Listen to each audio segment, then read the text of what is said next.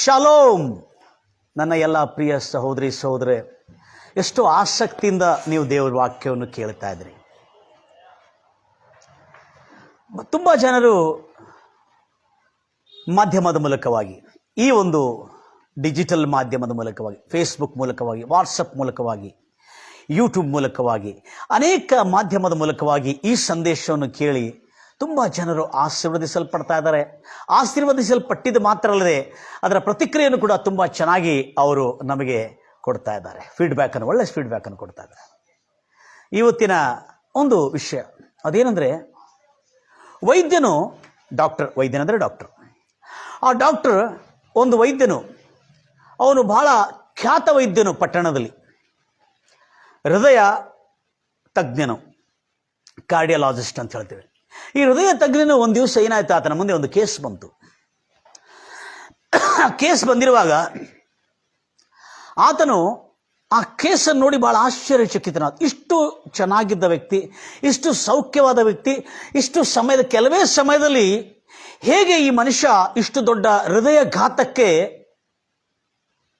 ಸಿಕ್ಕಿಕೊಂಡನು, ಇಂಥ ಒಂದು ಭಯಂಕರವಾದಂಥ ಹೃದಯಘಾತಕ್ಕೆ ಯಾಕೆ ಸಿಕ್ಕಿಕೊಂಡನು ಎಂಬ ಕಾರ್ಯವನ್ನು ಗಮನಿಸ್ತಾ ಇದ್ದ. ಯಾಕೆ ಈ ಹಾರ್ಟ್ ಪೇಷಂಟ್ಗೆ ನಾನು ಚೆನ್ನಾಗಿ ಟ್ರೀಟ್ಮೆಂಟ್ ಮಾಡ್ತಾ ಇದ್ದೆ, ಈತನಿಗೆ ಎಲ್ಲವನ್ನೂ ಹೇಳಿದೆ ನಾನು, ಆದರೂ ಈ ಹಾರ್ಟ್ ಪೇಷಂಟ್ ಇಂಥ ದೊಡ್ಡ ಹೃದಯಘಾತಕ್ಕೆ ಒಳಪಟ್ಟನಲ್ಲ ಅಂತೇಳಿ ಆ ವೈದ್ಯರು ಬಹಳಷ್ಟು ಕಳವಳಗೊಂಡನು. ಯಾಕಂದರೆ ವೈದ್ಯರು ಕೂಡ ತಮ್ಮ ಪೇಷಂಟ್ಗಳು ಎಷ್ಟು ಅನಾರೋಗ್ಯದಲ್ಲಿದ್ದರೂ ಕೂಡ ಅವರು ಸೌಖ್ಯವಾಗಿರಬೇಕು ಅನ್ನೋದಕ್ಕಂಥ ವೈದ್ಯರು ಕೂಡ ಬಹಳ ಜನರಿದ್ದಾರೆ ಈ ಜಗತ್ತಿನಲ್ಲಿ, ತುಂಬ ಜನರಿದ್ದಾರೆ ಈ ಜಗತ್ತಿನಲ್ಲಿ. ಅದಕ್ಕಾಗಿ ನನ್ನ ಪ್ರಿಯ ಸಹೋದರಿ ಸಹೋದರೇ, ಇಲ್ಲಿ ಈ ವೈದ್ಯನು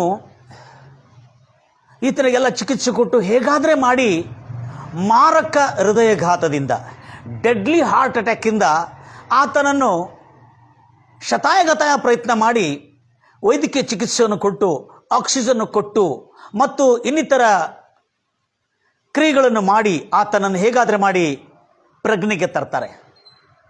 ತಂದು ಕೂಡಲೇ ಆತನನ್ನು ಏನು ಮಾಡ್ತಾರೆ ಅಂದರೆ, ತುಂಬ ಒಳ್ಳೆ ಚಿಕಿತ್ಸೆ ಪಡ್ಕೊಳ್ತಾರೆ. ಒಳ್ಳೆ ಚಿಕಿತ್ಸೆ ಪಡ್ಕೊಂಡ ನಂತರ ಅವನು ಗುಣಮುಖನಾಗ್ತಾನೆ. ಗುಣಮುಖನಾಗಿದ್ದ ಮೇಲೆ ವೈದ್ಯರು ಆತನ ಕೇಳ್ತಾರೆ, ಏನಪ್ಪ ಏನಾಯಿತು, ಹೇಗಾಯ್ತು ಇದಲ್ಲ. ಆಮೇಲೆ ಆತನು ಏನು ಹೇಳೋದಿಲ್ಲ, ಯಾರು ನನಗೆ ಹಾರ್ಟ್ ಅಟ್ಯಾಕ್ ಆಗೈತೆ, ಯಾಕೆ ಆಯ್ತು ಹೀಗೆ ಅಂತ ಕೇಳ್ತಾರೆ. ಪ್ರಶ್ನೆ ಕೇಳಿದ್ರೆ ಅವರು ಸುಮ್ಮನೆ ಕೂತಿದ್ದಾನೆ ವ್ಯಕ್ತಿ, ಭಾಳ ಒಳ್ಳೆ ವ್ಯಕ್ತಿ. ಆವಾಗ ಅವರ ಹೆಂಡತಿ ಹೇಳ್ತಾಳೆ, ಅವರ ಮನೆಯವರು ಹೇಳ್ತಾರೆ, ಇಲ್ಲ ಸರ್, ಇವರು ಪನಸಕಾಯ ತಿನ್ನಬಾರ್ದಂತ ನೀವು ಹೇಳಿದ್ರಲ್ಲ, ಹಲಸಿನನ್ನು ಆ ಮೊದಲು ಹೃದಯಘಾತ ಆಗಿರುವಾಗ ಪನಸಕಾಯಿ ತಿನ್ನಬಾರ್ದಂತ ಹೇಳಿದ್ರಲ್ಲ, ಆ ತಿನ್ನಬಾರ್ದಾದ ಹಣ್ಣನ್ನು ಈತನು ತಿಂದು ಬಿಟ್ಟನು ಎಂಬುದಾಗಿ. ಬಹಳ ಜಾಗ್ರತೆಯಿಂದ ಕೇಳ್ತೀರಿ. ವೈದ್ಯನು ಅವನ ದೇಹದ ಪ್ರಕೃತಿಯನ್ನು, ಅವನ ದೇಹದ ಸ್ವಭಾವವನ್ನು, ನೇಚರನ್ನು ನೋಡಿ ಆತನಿಗೆ ಹೇಳ್ತಾನೆ, ಇದು ಯಾವತ್ತಿಗೂ ನೀನು ಫನಸಕಾಯಿ ತಿನ್ನಬಾರ್ದು ಎಂಬುದಾಗಿ. ಒಂದು ಸಾರಿ ತಪ್ಪಿಸಿರ್ತಾರೆ ಆತನಿಗೆ. ಆವಾಗ ಜಾಗ್ರತೆಯಿಂದ ಕೇಳ್ಕೊಳ್ತೀರಿ, ಇನ್ನು ಮುಂದೆ ಈ ಹಲಸಿನನ್ನು ನೀನು ತಿನ್ನಬಾರದು.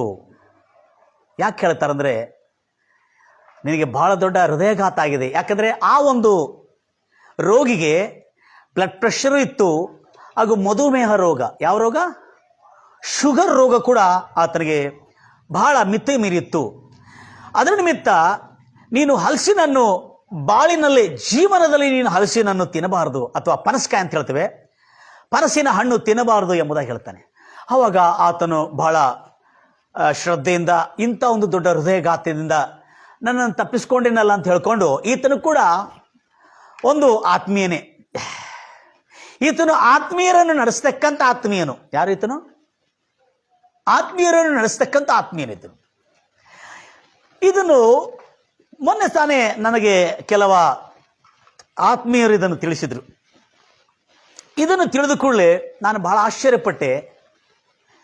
ಇಷ್ಟು ತಿಳಿಸಿದ ನಂತರ ಆ ರೋಗಿಯನ್ನು ಹೇಗಾದರೆ ಈ ಮಾರಕ ಹೃದಯಘಾತದಿಂದ ತಪ್ಪಿಸಿ ಆತನಿಗೆ ಚಿಕಿತ್ಸೆಯನ್ನು ಕೊಟ್ಟು ಆತನನ್ನು ಹಾರೈಕೆ ಮಾಡಿ ತಯಾರು ಮಾಡ್ತಾನೆ. ತಯಾರು ಮಾಡಿದ ಕೂಡಲೇ ಏನಾಗ್ತದೆ, ಮನೆಗೆ ಹೋಗ್ತಾನೆ. ಮನೆಗೆ ಹೋಗಿ ಆತನು ಅವರ ಮನೆ ಹತ್ರನೇ ಹಲಸಿನ ಹಣ್ಣಿದೆ ಮನೆ ಮುಂದೆ, ಮತ್ತು ಎಲ್ಲ ಹಲಸಿನ ಹಣ್ಣುಗಳು ವಾಸನೆ ಬರ್ತಾ ಇದ್ರೆ, ಹಲಸಿನ ಹಣ್ಣುಗಳು ವಾಸನೆ ಬರ್ತಾ ಇದ್ರೆ ಬಹಳ ಆಸೆ ಆಗ್ತದೆ ತಿನ್ಬೇಕಂತೇಳಿ. ಆದರೆ ವೈದ್ಯರು ಹೇಳಿದ್ದನ್ನು ನೆನಪು ಮಾಡಿಕೊಂಡು, ಹೌದು ನಾನು ತಿಂದರೆ ನನಗೆ ಬಹಳ ಅಪಾಯಕರವಾಗಿದೆ, ನಾನು ಇನ್ನು ಮುಂದೆ ಬದುಕುವುದಿಲ್ಲ ಎಂಬುದಾಗಿ ವೈದ್ಯರು ಹೇಳಿದ್ದಾರೆ ಎಂಬುದಾಗಿ ಆ ಮನಸ್ಸಿನಲ್ಲಿ ಆ ಮಾತನ್ನು ಇಟ್ಕೊಂಡು ಆತನು ಆ ಹಣ್ಣನ್ನು ತಿನ್ನದೆ, ದಯಮಾಡಿ ಗಮನಿಸ್ತೀರಿ ಎಲ್ಲ ಆತ್ಮೀಯರೇ, ತನ್ನನ್ನು ತಾನು ನಿಯಂತ್ರಣದಲ್ಲಿಟ್ಕೊಂಡು ಹಣ್ಣು ತಿನ್ನತಕ್ಕಂಥ ಆಸೆ ಬಂದಾಗಲೂ ಆ ಆಸೆಯನ್ನು ಕೊಂದು ಹಾಕಿ ಆತನು ಎಷ್ಟು ಜನ ಅವರ ಮನೆಯಲ್ಲಿ ಹಣ್ಣು ತಿಂದರೂ ಕೂಡ ಆತನು ತಿನ್ನದೆ ಬಹು ಕಟ್ಟುನಿಟ್ಟಾಗಿ ಪತ್ತೆಯನ್ನು ಮಾಡಿದ. ಏನು ಮಾಡಿದ? ಪತ್ತೆ, ಡೈಟಿಂಗ್, ಪತ್ತೆಯನ್ನು ಮಾಡಿದ. ಆಗ ಪತ್ತೆಯನ್ನು ಮಾಡಿರುವಾಗ ಆತನು ಬರ್ತಾ ಬರ್ತಾ 1 ತಿಂಗಳಾಯಿತು, 2 ತಿಂಗಳಾಯಿತು, 2 ತಿಂಗಳು, ವರ್ಷಕ್ಕೊಂದು ಸಾರಿ ಆ ಹಲಸಿನ ಹಣ್ಣುಗಳು ಬರ್ತದೆ. ಆ ಕಾಲದಲ್ಲಿ ಬಹಳಷ್ಟು ಆತನಿಗೆ ಶೋಧನೆ ಆಗ್ತಿತ್ತು. ಶೋಧನೆ ಅಂದರೆ ಪರೀಕ್ಷೆ. ಅಯ್ಯೋ ತಿನ್ನಬಾರ್ದಂತ ಹೇಳಿದ್ರಲ್ಲ, ಈ ಹಣ್ಣನ್ನು ತಿನ್ನಬೇಕಲ್ಲ, ಆಸೆ ಆಗ್ತಾ ಇದೆ ಅವಳಿಗೆ ಹಲಸಿನ ಹಣ್ಣು ಅಂದರೆ ಭಾಳ ಇಷ್ಟ. ಯಾರಿಗೆ? ಆ ಒಂದು ಹೃದಯಘಾತದಿಂದ ತಪ್ಪುಕೊಂಡ ವ್ಯಕ್ತಿಗೆ ಹಲಸಿನ ಹಣ್ಣು ಸಿಹಿ ಮತ್ತು ಹಲಸಿನ ಹಣ್ಣು ಅಂದರೆ ಭಾಳ ಪಂಚಪ್ರಾಣ ಅವರಿಗೆ. ಆದರೆ ಅವರಿಗೆ ಮಧುಮೇಹದ ರೋಗ ಇದೆ, ಶುಗರ್ ರೋಗವಿದೆ. ಆದರೆ ಡಾಕ್ಟರ್ ಹೇಳಿದ್ದ ಮಾತನ್ನೇನು ಬರ್ತದೆ, ಹಣ್ಣು ತಿನ್ನಬಾರ್ದು. ಆವಾಗ ಯಾವಾಗಾದರೆ ತನ್ನ ಕುಟುಂಬದಲ್ಲಿ ನನಗೆ ಹಣ್ಣು ಕೊಡು ಎಂಬುದಾಗಿ ತಿನ್ನಲಿಕ್ಕೆ ಬಯಸುವಾಗೆಲ್ಲ, ಎಲ್ಲ ಬೇಡ, ನಿಮಗೆ ಡಾಕ್ಟರ್ ಹೇಳಿದ್ದಾರೆ, ಭಾಳ ದೊಡ್ಡ ಹೃದಯಘಾತದಿಂದ ತಪ್ಪಿಸ್ಕೊಂಡಿದ್ರಿ ಅಂತೇಳಿ. ವರ್ಷ 2 ವರ್ಷ ಆಯಿತು, 3 ವರ್ಷ ಆಯಿತು. ಆ ಹಲಸಿನ ಹಣ್ಣು, ಆ ಪನಸಕಾಯನ್ನು ತಿನ್ನಲಿಕ್ಕೆ ಎಷ್ಟೋ ಆಸಕ್ತಿಯಿಂದ, ಎಷ್ಟೋ ಬಯಕೆಯಿಂದ ತವಕ ಪಡ್ತಾ ಇದ್ದಾನೆ. ಆದರೆ ಆತನು ತನ್ನ ಬಾಯಿಯ ಈ ಶರೀರದ ಆಸೆಯನ್ನು ಕೊಂದು ಹಾಕಿಕೊಂಡು 2 ವರ್ಷ ಆಯಿತು, 3 ವರ್ಷ ಆಯಿತು, 4 ವರ್ಷ ಆಯಿತು, ಅದನ್ನು ತಿನ್ನಲೇ ಇಲ್ಲ. ಆವಾಗ ಆತನು ತಿನ್ನದೇ ಇರುವ ಎಲ್ಲ ಕಾಲದಲ್ಲಿ ಯಾವಾಗ ವೈದ್ಯರು ಹೇಳಿರ್ತಕ್ಕಂಥ ಪತ್ತೆಗೆ ತಕ್ಕಂತೆ ನೀನು ಮಧುಮೇಹವನ್ನು ಇರುವ ರೋಗಿಯಾಗಿದೆ, ಈ ಹಲಸಿನನ್ನು ತಿನ್ನಬಾರ್ದು, ಈ ಕೆಲವು ಫ್ರೂಟ್ಸ್ಗಳು ತಿನ್ನಬಾರ್ದು ಮತ್ತು ಕೆಲವು ತಿಂಡಿಗಳು ತಿನ್ನಬಾರ್ದು ಎಂಬುದಾಗಿ ಹೇಳಿರುವಾಗ ಅದನ್ನು ಕಟ್ಟುನಿಟ್ಟಾಗಿ ಪತ್ತೆ ಮಾಡಲಿಕ್ಕೆ ಪ್ರಯತ್ನ ಮಾಡ್ತಿದ್ದೆ. ಆದರೆ 5 ವರ್ಷಗಳಾಯಿತು, ಈತನು ಹಲಸಿನಂತೀನಿ ಏನಾಯ್ತು, ಆರಾಮ ಅನಿಸಿತ್ತು ಆತನಿಗೆ. ಏನು ಅನಿಸಿತ್ತು? ಸ್ವಲ್ಪ ಆರಾಮ ಅನಿಸಿತು, ಎಕ್ದಮ್ ಮಸ್ತ್ ಅನಿಸ್ತಾ ಇದೆ.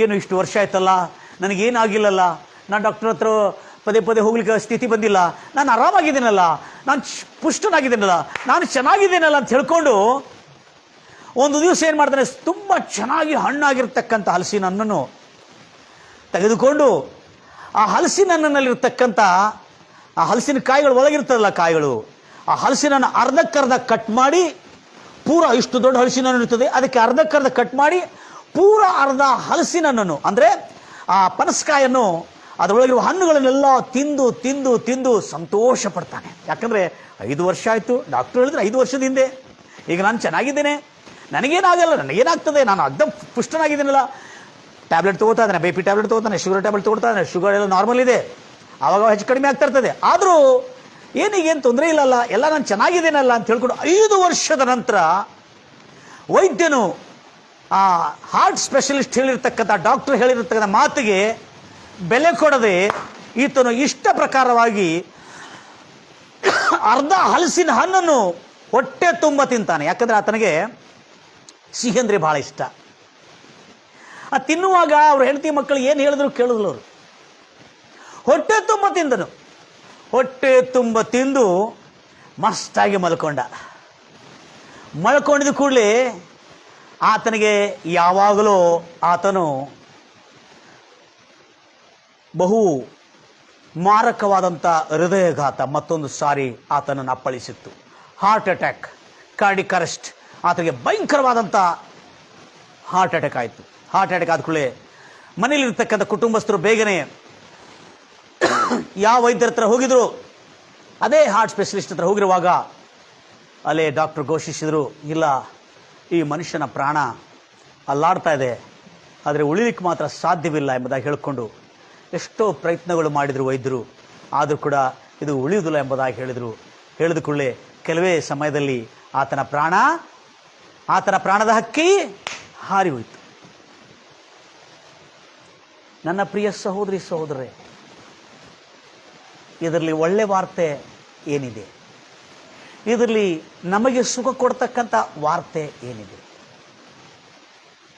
ದೇವ್ರ ಮಕ್ಕಳೇ, ನನ್ನ ಪ್ರಿಯ ಸಹೋದರಿ ಸಹೋದರರೇ, ಆತ್ಮೀಯರೇ, ವಿಶೇಷವಾಗಿ ಆಧ್ಯಾತ್ಮಿಕ ಕ್ಷೇತ್ರದಲ್ಲಿರ್ತಕ್ಕಂಥ ಆತ್ಮೀಯರಿಗೆ ನಾನು ನನ್ನ ಈ ಒಂದು ಸಂದೇಶ ಅವರ ಜೀವನದಲ್ಲಿ ಯಾವತ್ತಿಗೂ ಆರೋಗ್ಯ ತರಲಿ ಎಂಬುದಾಗಿ ನನ್ನ ಹಾರೈಕೆ.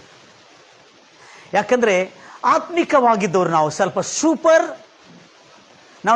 Super religious ಆಗಿಬಿಡ್ತೇವೆ. ಏನಂದ್ರೆ ಸೂಪರ್ ರಿಲೀಜಿಯಸ್ ಅಂದರೆ ಸ್ವಲ್ಪ ಮೇಲಾದ ಮತಸ್ಥರಾಗಿಬಿಡ್ತೇವೆ. ಮತಸ್ಥರಾಗಿ ಏನಿಲ್ಲ ಏನು ತಿಳ್ಕೊಂಡು ಏನಾಗಲ್ಲ.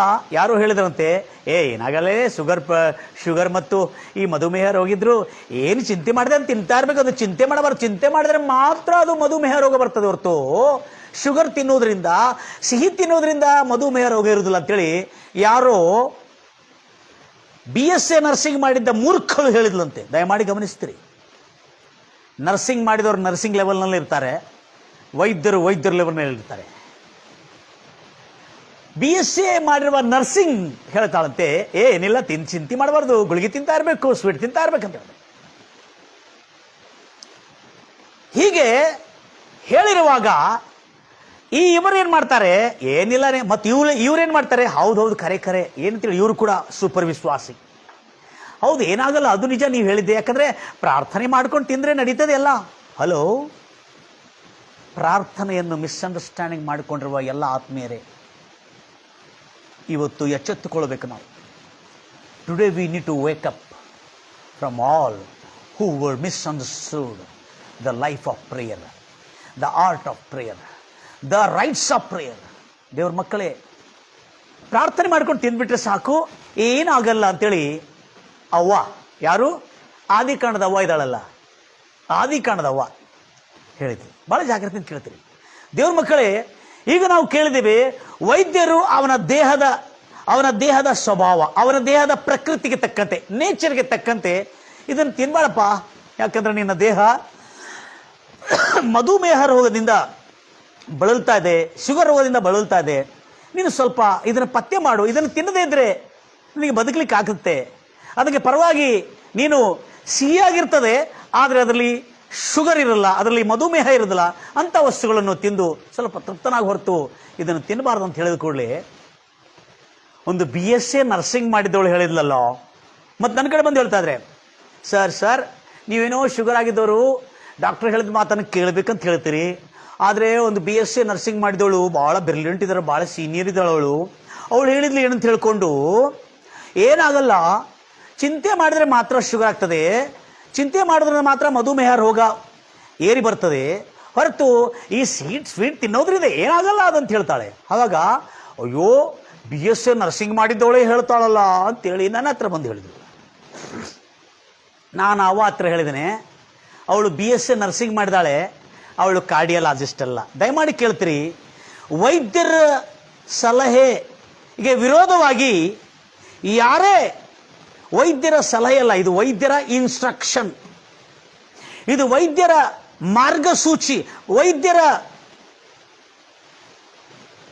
ಸೂಚಿಸಿದ್ದಾರೆ, ಇದನ್ನು ತಿನ್ನಬಾರದು ಎಂಬುದಾಗಿ ಕಮಾಂಡ್ ಮಾಡಿದ್ದಾರೆ, ತಿಂದರೆ ನೀನು ಸಾಯ್ತಿ ಎಂಬುದಾಗಿ ಹೇಳಿರುವಾಗ ಇದಕ್ಕೆ ವಿರೋಧವಾಗಿ ಯಾವ BSc ನರ್ಸಿಂಗ್ ಅವರು ಬರಲಿ ಅಥವಾ ಯಾವುದೇ ಫಿಸಿಷಿಯನ್, ನೆನ್ಪಿಟ್ಕೊಳ್ರಿ, MBBS ಮಾಡಿದ ವೈದ್ಯನಾಗಿರಲಿ, ಈತನು ಯಾರು, ಕಾರ್ಡಿಯಾಲಜಿಸ್ಟ್, MBBS ಮೇಲೆ ಈತನ ಮಾಡಿದ್ದು ಮತ್ತು 3-4 ವರ್ಷ ಹಾರ್ಟ್ ಸ್ಪೆಷಲಿಸ್ಟ್ ಮಾಡಿರ್ತಾರೆ. ಅದಕ್ಕಾಗಿ MBBS ಮಾಡಿದವರು ಕೂಡ ನಿಮಗೆ ಹೇಳಿದರೆ, ಏನಾಗಲ್ಲ, ಶುಗರ್ ತಿಂದರೆ ಏನಾಗಲ್ಲ, ಆವಾಗ ತಿಂತಾಯಿರಿ ಅಂತ ಹೇಳಿದ್ರು ಕೂಡ ನೀವು ಅದನ್ನು ಎಷ್ಟು ಮಾತ್ರಕ್ಕೂ ನಂಬಲಿಕ್ಕೆ ಹೋಗಬೇಡ್ರಿ. ಕಾರ್ಡಿಯಾಲಜಿಸ್ಟ್ ಹೇಳ್ತಾನೆ ಏನಂತ ತಿಳ್ಕೊಂಡು, ನಿನ್ನ ದೇಹದ ಸ್ಥಿತಿಗತಿಗಳನ್ನು ನೋಡಿ, ನಿನ್ನ ದೇಹದ ತಪಾಸಣೆಗಳನ್ನು ನೋಡಿ, ಇದನ್ನು ತಿನ್ನಬಾರದು ಎಂಬುದಾಗಿ ಹೇಳಿರುವಾಗ ನಾವು ಅದು ಕಟ್ಟುನಿಟ್ಟಾಗಿ ಪಾಲನೆ ಮಾಡಲೇಬೇಕು.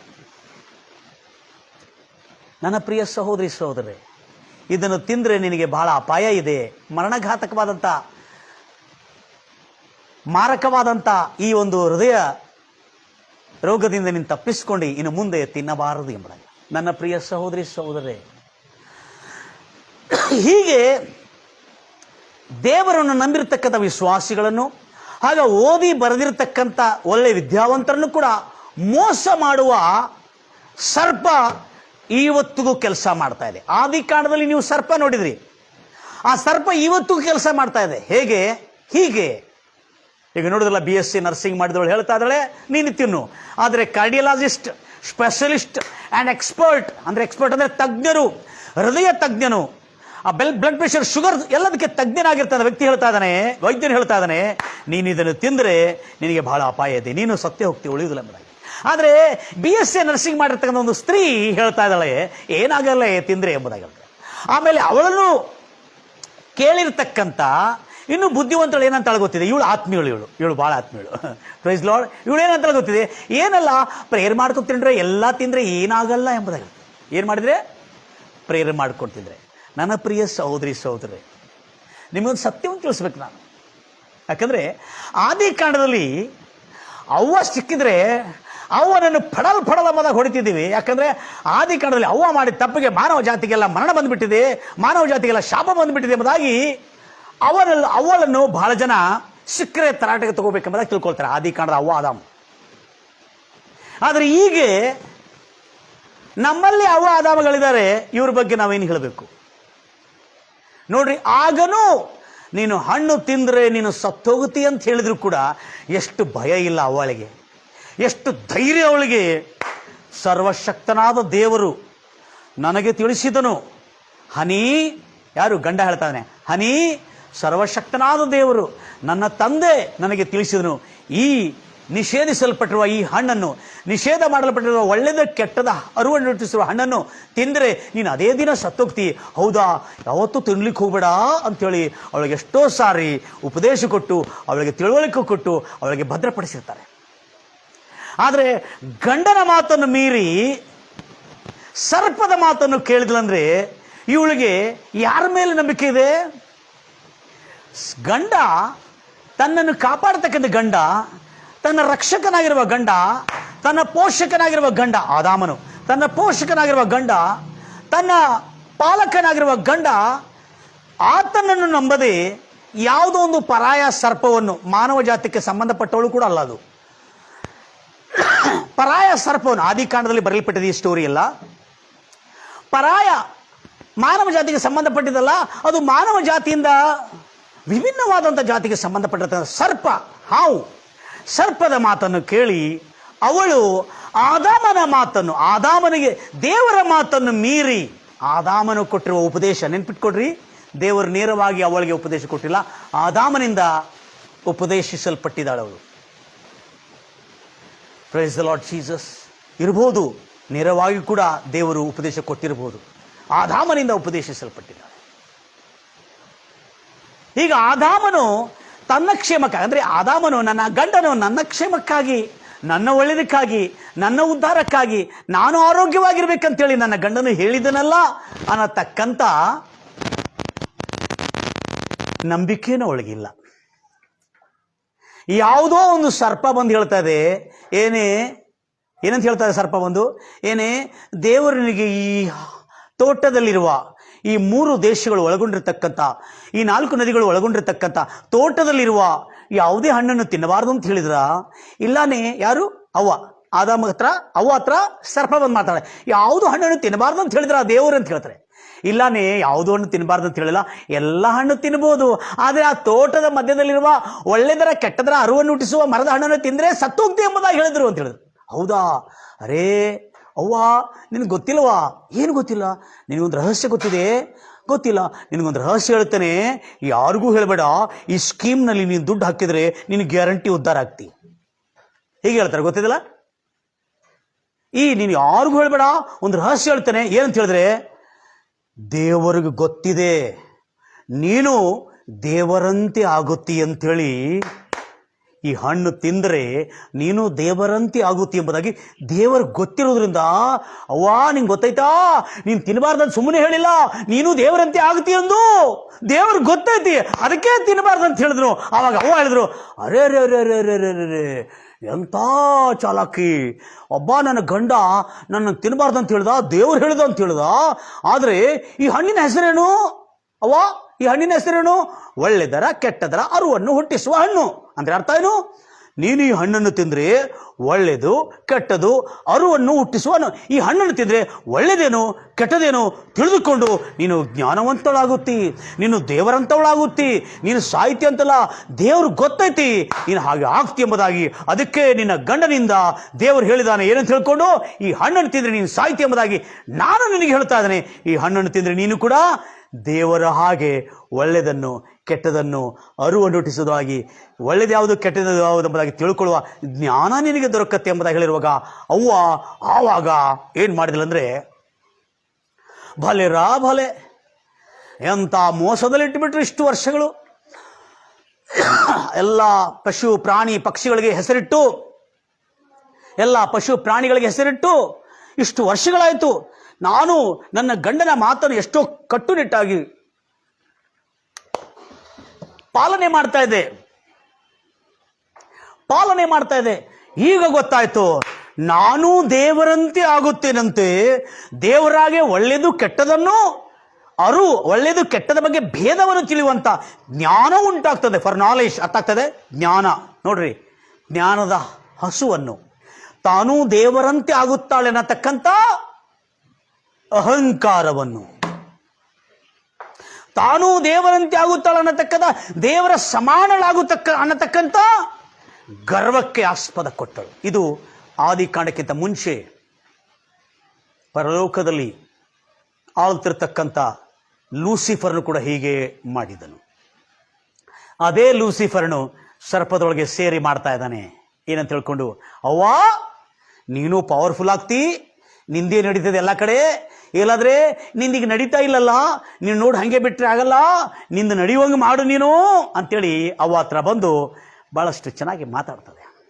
ಆಗ ಅವ್ವ ದಯಮಾಡಿ ಕೇಳ್ತೀರಿ ನನ್ನ ಪ್ರಿಯ ಸಹೋದರಿ ಸಹೋದರೇ, I want to reveal you something great secret. ಅವ್ವ ಈ ಹಣ್ಣು ತಿಂದ್ರೆ ನೀನು ದೇವರಾಗಿ ಆಗುತ್ತಿ ಎಂಬುದಾಗಿ ಹೇಳಿದರು. ಯಾರು? ಸರ್ಪ ಅವಳ ಹತ್ರ. ಆದರೆ ಅವ್ವಗೆ ಮರ್ತೆ ಹೋಗಿಬಿಟ್ಲು ಅವಳು. ದೇವರು ಅವಳನ್ನು,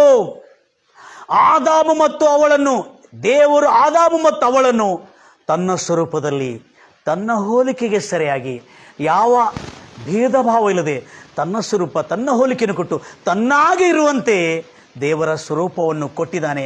ಮೊದಲೇ ಅವಳನ್ನು ದೇವರ ಹಾಗೆ ಮಾಡಿದನು ಅನ್ನತಕ್ಕಂಥ ಪ್ರಜ್ಞೆ ತಪ್ಪಿಬಿಟ್ಟೋಯ್ತು. ಆ ಪ್ರಜ್ಞೆ ತಪ್ಪಿ ಅವಳು ಬೇಕಾಬಿಟ್ಟಿಯಾಗಿ ತನ್ನ ಇಷ್ಟ ಪ್ರಕಾರವಾಗಿ ತನ್ನ ಜೀವನವನ್ನು ಮಾಡಲು ಆರಂಭ ಮಾಡಿದ್ಲು. ನನ್ನ ಪ್ರಿಯ ಸಹೋದರಿ ಸಹೋದರೇ, ಎಷ್ಟು ಆಸಕ್ತಿಯಿಂದ ನೀವು ದೇವರ ವಾಕ್ಯವನ್ನು ಕೇಳ್ತಾರೆ. ಈಗ ನಾವು ಜಾಗ್ರತೆಯಿಂದ ಕೇಳೋಣ. ಈ ಅವಳು ಆದಾಮನು ಮೊದಲೇ ದೇವರ ಸ್ವರೂಪದಲ್ಲಿ ದೇವರ ಹೋಲಿಕೆಗೆ ಸರಿಯಾಗಿ ನಿರ್ಮಿಸಲ್ಪಟ್ಟ ಈ ವ್ಯಕ್ತಿ, ಆದಾಮಾಗಲಿ ಅವಾಗಲಿ ದೇವರ ಸ್ವರೂಪದಲ್ಲೇ ಮಾಡಲ್ಪಟ್ಟಿರುವಂಥ ಇವರು ಎಂಥ ದೊಡ್ಡ ಮೋಸಕ್ಕೆ ಸಿಕ್ಕಿಬಿದ್ರು ನೋಡ್ರಿ. Praise Lord Jesus. ಗಂಭೀರವಾಗಿ ಹೇಳ್ತೀನಿ ನನ್ನ ಪ್ರಿಯ ಸಹೋದರಿ ಸಹೋದರೇ, ಇವತ್ತು ನಾನು ನಿಮಗೆ ಹೇಳೋದೇನೆಂದರೆ, ಎಲ್ಲ ಮಾನವ ಜಾತಿಗೆ ಒಳ್ಳೆ ವಾರ್ತೆ ಏನಂದರೆ, ನನ್ನ ಪ್ರಿಯ ಸಹೋದರಿ ಸಹೋದರಿ, ಕ್ರೈಸ್ತವರಿಗೆ ಮಾತ್ರ ಅಲ್ಲ, ಬೈಬಲ್ ಹೇಳ್ತಾ ಇದೆ, ಬೈಬಲ್ ಸ್ಪಷ್ಟವಾಗಿ ಉಲ್ಲೇಖಿಸಲ್ಪಟ್ಟಿದೆ, ದೇವರು ಮಾನವನನ್ನು ತನ್ನ ಸ್ವರೂಪದಲ್ಲಿ ತನ್ನ ಹೋಲಿಕೆಗೆ ಸರಿಯಾಗಿ ಪರಿಪೂರ್ಣವಾಗಿ ಪರಿಶುದ್ಧತೆಯಲ್ಲಿ, ಯಾಕಂದರೆ ತನ್ನ ಹೋಲಿಕೆಗೆ ಸರಿಯಾಗಿ ಆ ಮಾನವನು ಪ್ರೀತಿಯಲ್ಲಿಯೂ ಪರಿಶುದ್ಧತೆಯಲ್ಲಿಯೂ ನಡ್ಕೊಳ್ಳುವಂತೆ, ದೇವರ ಭಯಭಕ್ತಿಯಲ್ಲಿ ನಡ್ಕೊಳ್ಳುವಂತೆ ಪರ್ಫೆಕ್ಟ್ ಆಗಿ ದೇವರು ಮಾಡಿದರಂತೆ. ಕ್ರೈಸ್ತರಲ್ಲದವರು ಕೂಡ ಒಂದು ಒಳ್ಳೆ ವಾರ್ತೆ. ಯಾಕಂದರೆ ನಾನು ಮತವನ್ನು ಸಾರ್ತಾ ಇಲ್ಲ, ದೇವರ ರಾಜ್ಯದ ವಾರ್ತೆಯನ್ನು, ಯೇಸು ಕ್ರಿಸ್ತನ ಈ ವಾರ್ತೆಯನ್ನು ನಾನು ನಿಮ್ಮ ಹತ್ರ ಸಾರ್ತಾ ಇದ್ದೇನೆ. ಎಷ್ಟು ಸ್ಪಷ್ಟವಾಗಿ ಹೇಳಲಾಗಿದೆ. ದೇವರು ಸಂಪೂರ್ಣವಾಗಿ ಮಾನವನನ್ನು ಮಾಡಿದ್ದಾನೆ. ಆತನು ಮಾಡುವಾಗ ಅವನನ್ನು ಪಾಪಿಯಾಗಿ ಮಾಡಲಿಲ್ಲ, ಆತನು ಮಾಡುವಾಗ ಅವನನ್ನು ದ್ರೋಹಿಯಾಗಿ ಮಾಡಲಿಲ್ಲ, ಆತನು ಮಣ್ಣಿಂದ ರೂಪಿಸುವಾಗ ಆತನ ಹೃದಯವನ್ನು, ಆತನ ಎಲ್ಲ ಅವಯವಗಳನ್ನು ರೂಪಿಸುವಾಗ ಆತನನ್ನು ರೋಗಿಯಾಗಿ ಮಾಡಲಿಲ್ಲ, ಆರೋಗ್ಯವಂತನಾಗಿರುವಂತೆ ಮಾಡಿದನು. ಆತನ ಆತ್ಮವನ್ನು ಸ್ವರೂಪಿಸುವಾಗ ದೇವರು ತನ್ನಲ್ಲಿ ತನ್ನ ಆತ್ಮದ ಹನಿಯನ್ನು ತೆಗೆದು, ಮೆಟೀರಿಯಲ್ ಎಲ್ಲಿಂದ ಬಂದಿದೆ ಆತ್ಮಕ್ಕೆ? ದೇಹಕ್ಕೆ ಮೆಟೀರಿಯಲ್, ದೇಹಕ್ಕೆ ಕಚ್ಚಾ ವಸ್ತು ಎಲ್ಲಿಂದ ಬಂದಿದೆ? ಮಣ್ಣು ಧೂಳಿನಿಂದ ಬಂದಿದೆ. ಆತ್ಮಕ್ಕೆ ಬಂದಿರತಕ್ಕಂಥ ಕಚ್ಚಾ ವಸ್ತು ಎಲ್ಲಿಂದ ಬಂದಿದೆ ಗೊತ್ತಿದೆ? ಅದು ದೇವರು ತನ್ನ ಆತ್ಮದ ಹನಿಯನ್ನು ತೆಗೆದು ಆತ್ಮವನ್ನು ರೂಪಿಸಿ ತನ್ನ ಸ್ವರೂಪದಲ್ಲಿ ತನ್ನ ಹೋಲಿಕೆಗೆ ಸರಿಯಾಗಿ ಇವರು ಭೂಮಿಯನ್ನು ಆಳಬೇಕೆಂಬುದಾಗಿ ಆಳುವರಾಗೆ ನಮ್ಮನ್ನು ಸೃಷ್ಟಿಸಿದಾನೆ ಹೊರತು ಆಳಲ್ಪಡುವರಾಗೆಲ್ಲ ನನ್ನ ಪ್ರಿಯ ಸಹೋದರಿ. ಆದರೆ ಅವಳು ಮೋಸ ಹೋಗಿದ್ದೇನೆಂದರೆ, ನಾನು ಆಳೋಳಲ್ಲ ಏನೋ, ನನಗೆ ದೇವರ ಸ್ವರೂಪ ಇಲ್ಲ ಏನೋ, ಆದರೆ ದೇವ್ರ ಹಾಗೆ ನಾನು ಇಲ್ಲ ಏನೋ, ಆದರೆ ಈ ಸರ್ಪ ಬಂದು ಹೇಳ್ತಾ ಇದೆ ಏನಂತ ತಿಳ್ಕೊಂಡು, ಈ ಹಣ್ಣನ್ನು ತಿಂದರೆ ನೀನು ದೇವರ ಹಾಗೇ ಆಗುತ್ತಿ. ಆದರೆ ಅವಳಿಗೆ ಅದು ನೆನಪೇ ಹಾರಿ ಹೋಯ್ತು, ಆ ಪ್ರಜ್ಞೆನೇ ಹೋಯಿತು. ಯಾಕಂದರೆ ಅವರು ಆಲ್ರೆಡಿ ಆಗಲೇ ಮಾಡುವಲ್ಪಡುವಾಗಲೇ ದೇವರ ಹಾಗೆ, ದೇವರ ಹೋಲಿಕೆಗೆ ಸರಿಯಾಗಿ, ದೇವರ ಸ್ವರೂಪದಲ್ಲಿ ಪರಿಪೂರ್ಣವಾಗಿ ಪರ್ಫೆಕ್ಟ್ ಆಗಿ ರೂಪಿಸಲ್ಪಟ್ಟಿದ್ದಾಳೆ, ಸೃಷ್ಟಿಸಲ್ಪಟ್ಟಿದ್ದಾಳೆ ಅನ್ನತಕ್ಕಂಥ ಪ್ರಜ್ಞೆ, ಜ್ಞಾನೋದಯ ಅಂತ ಒಂದು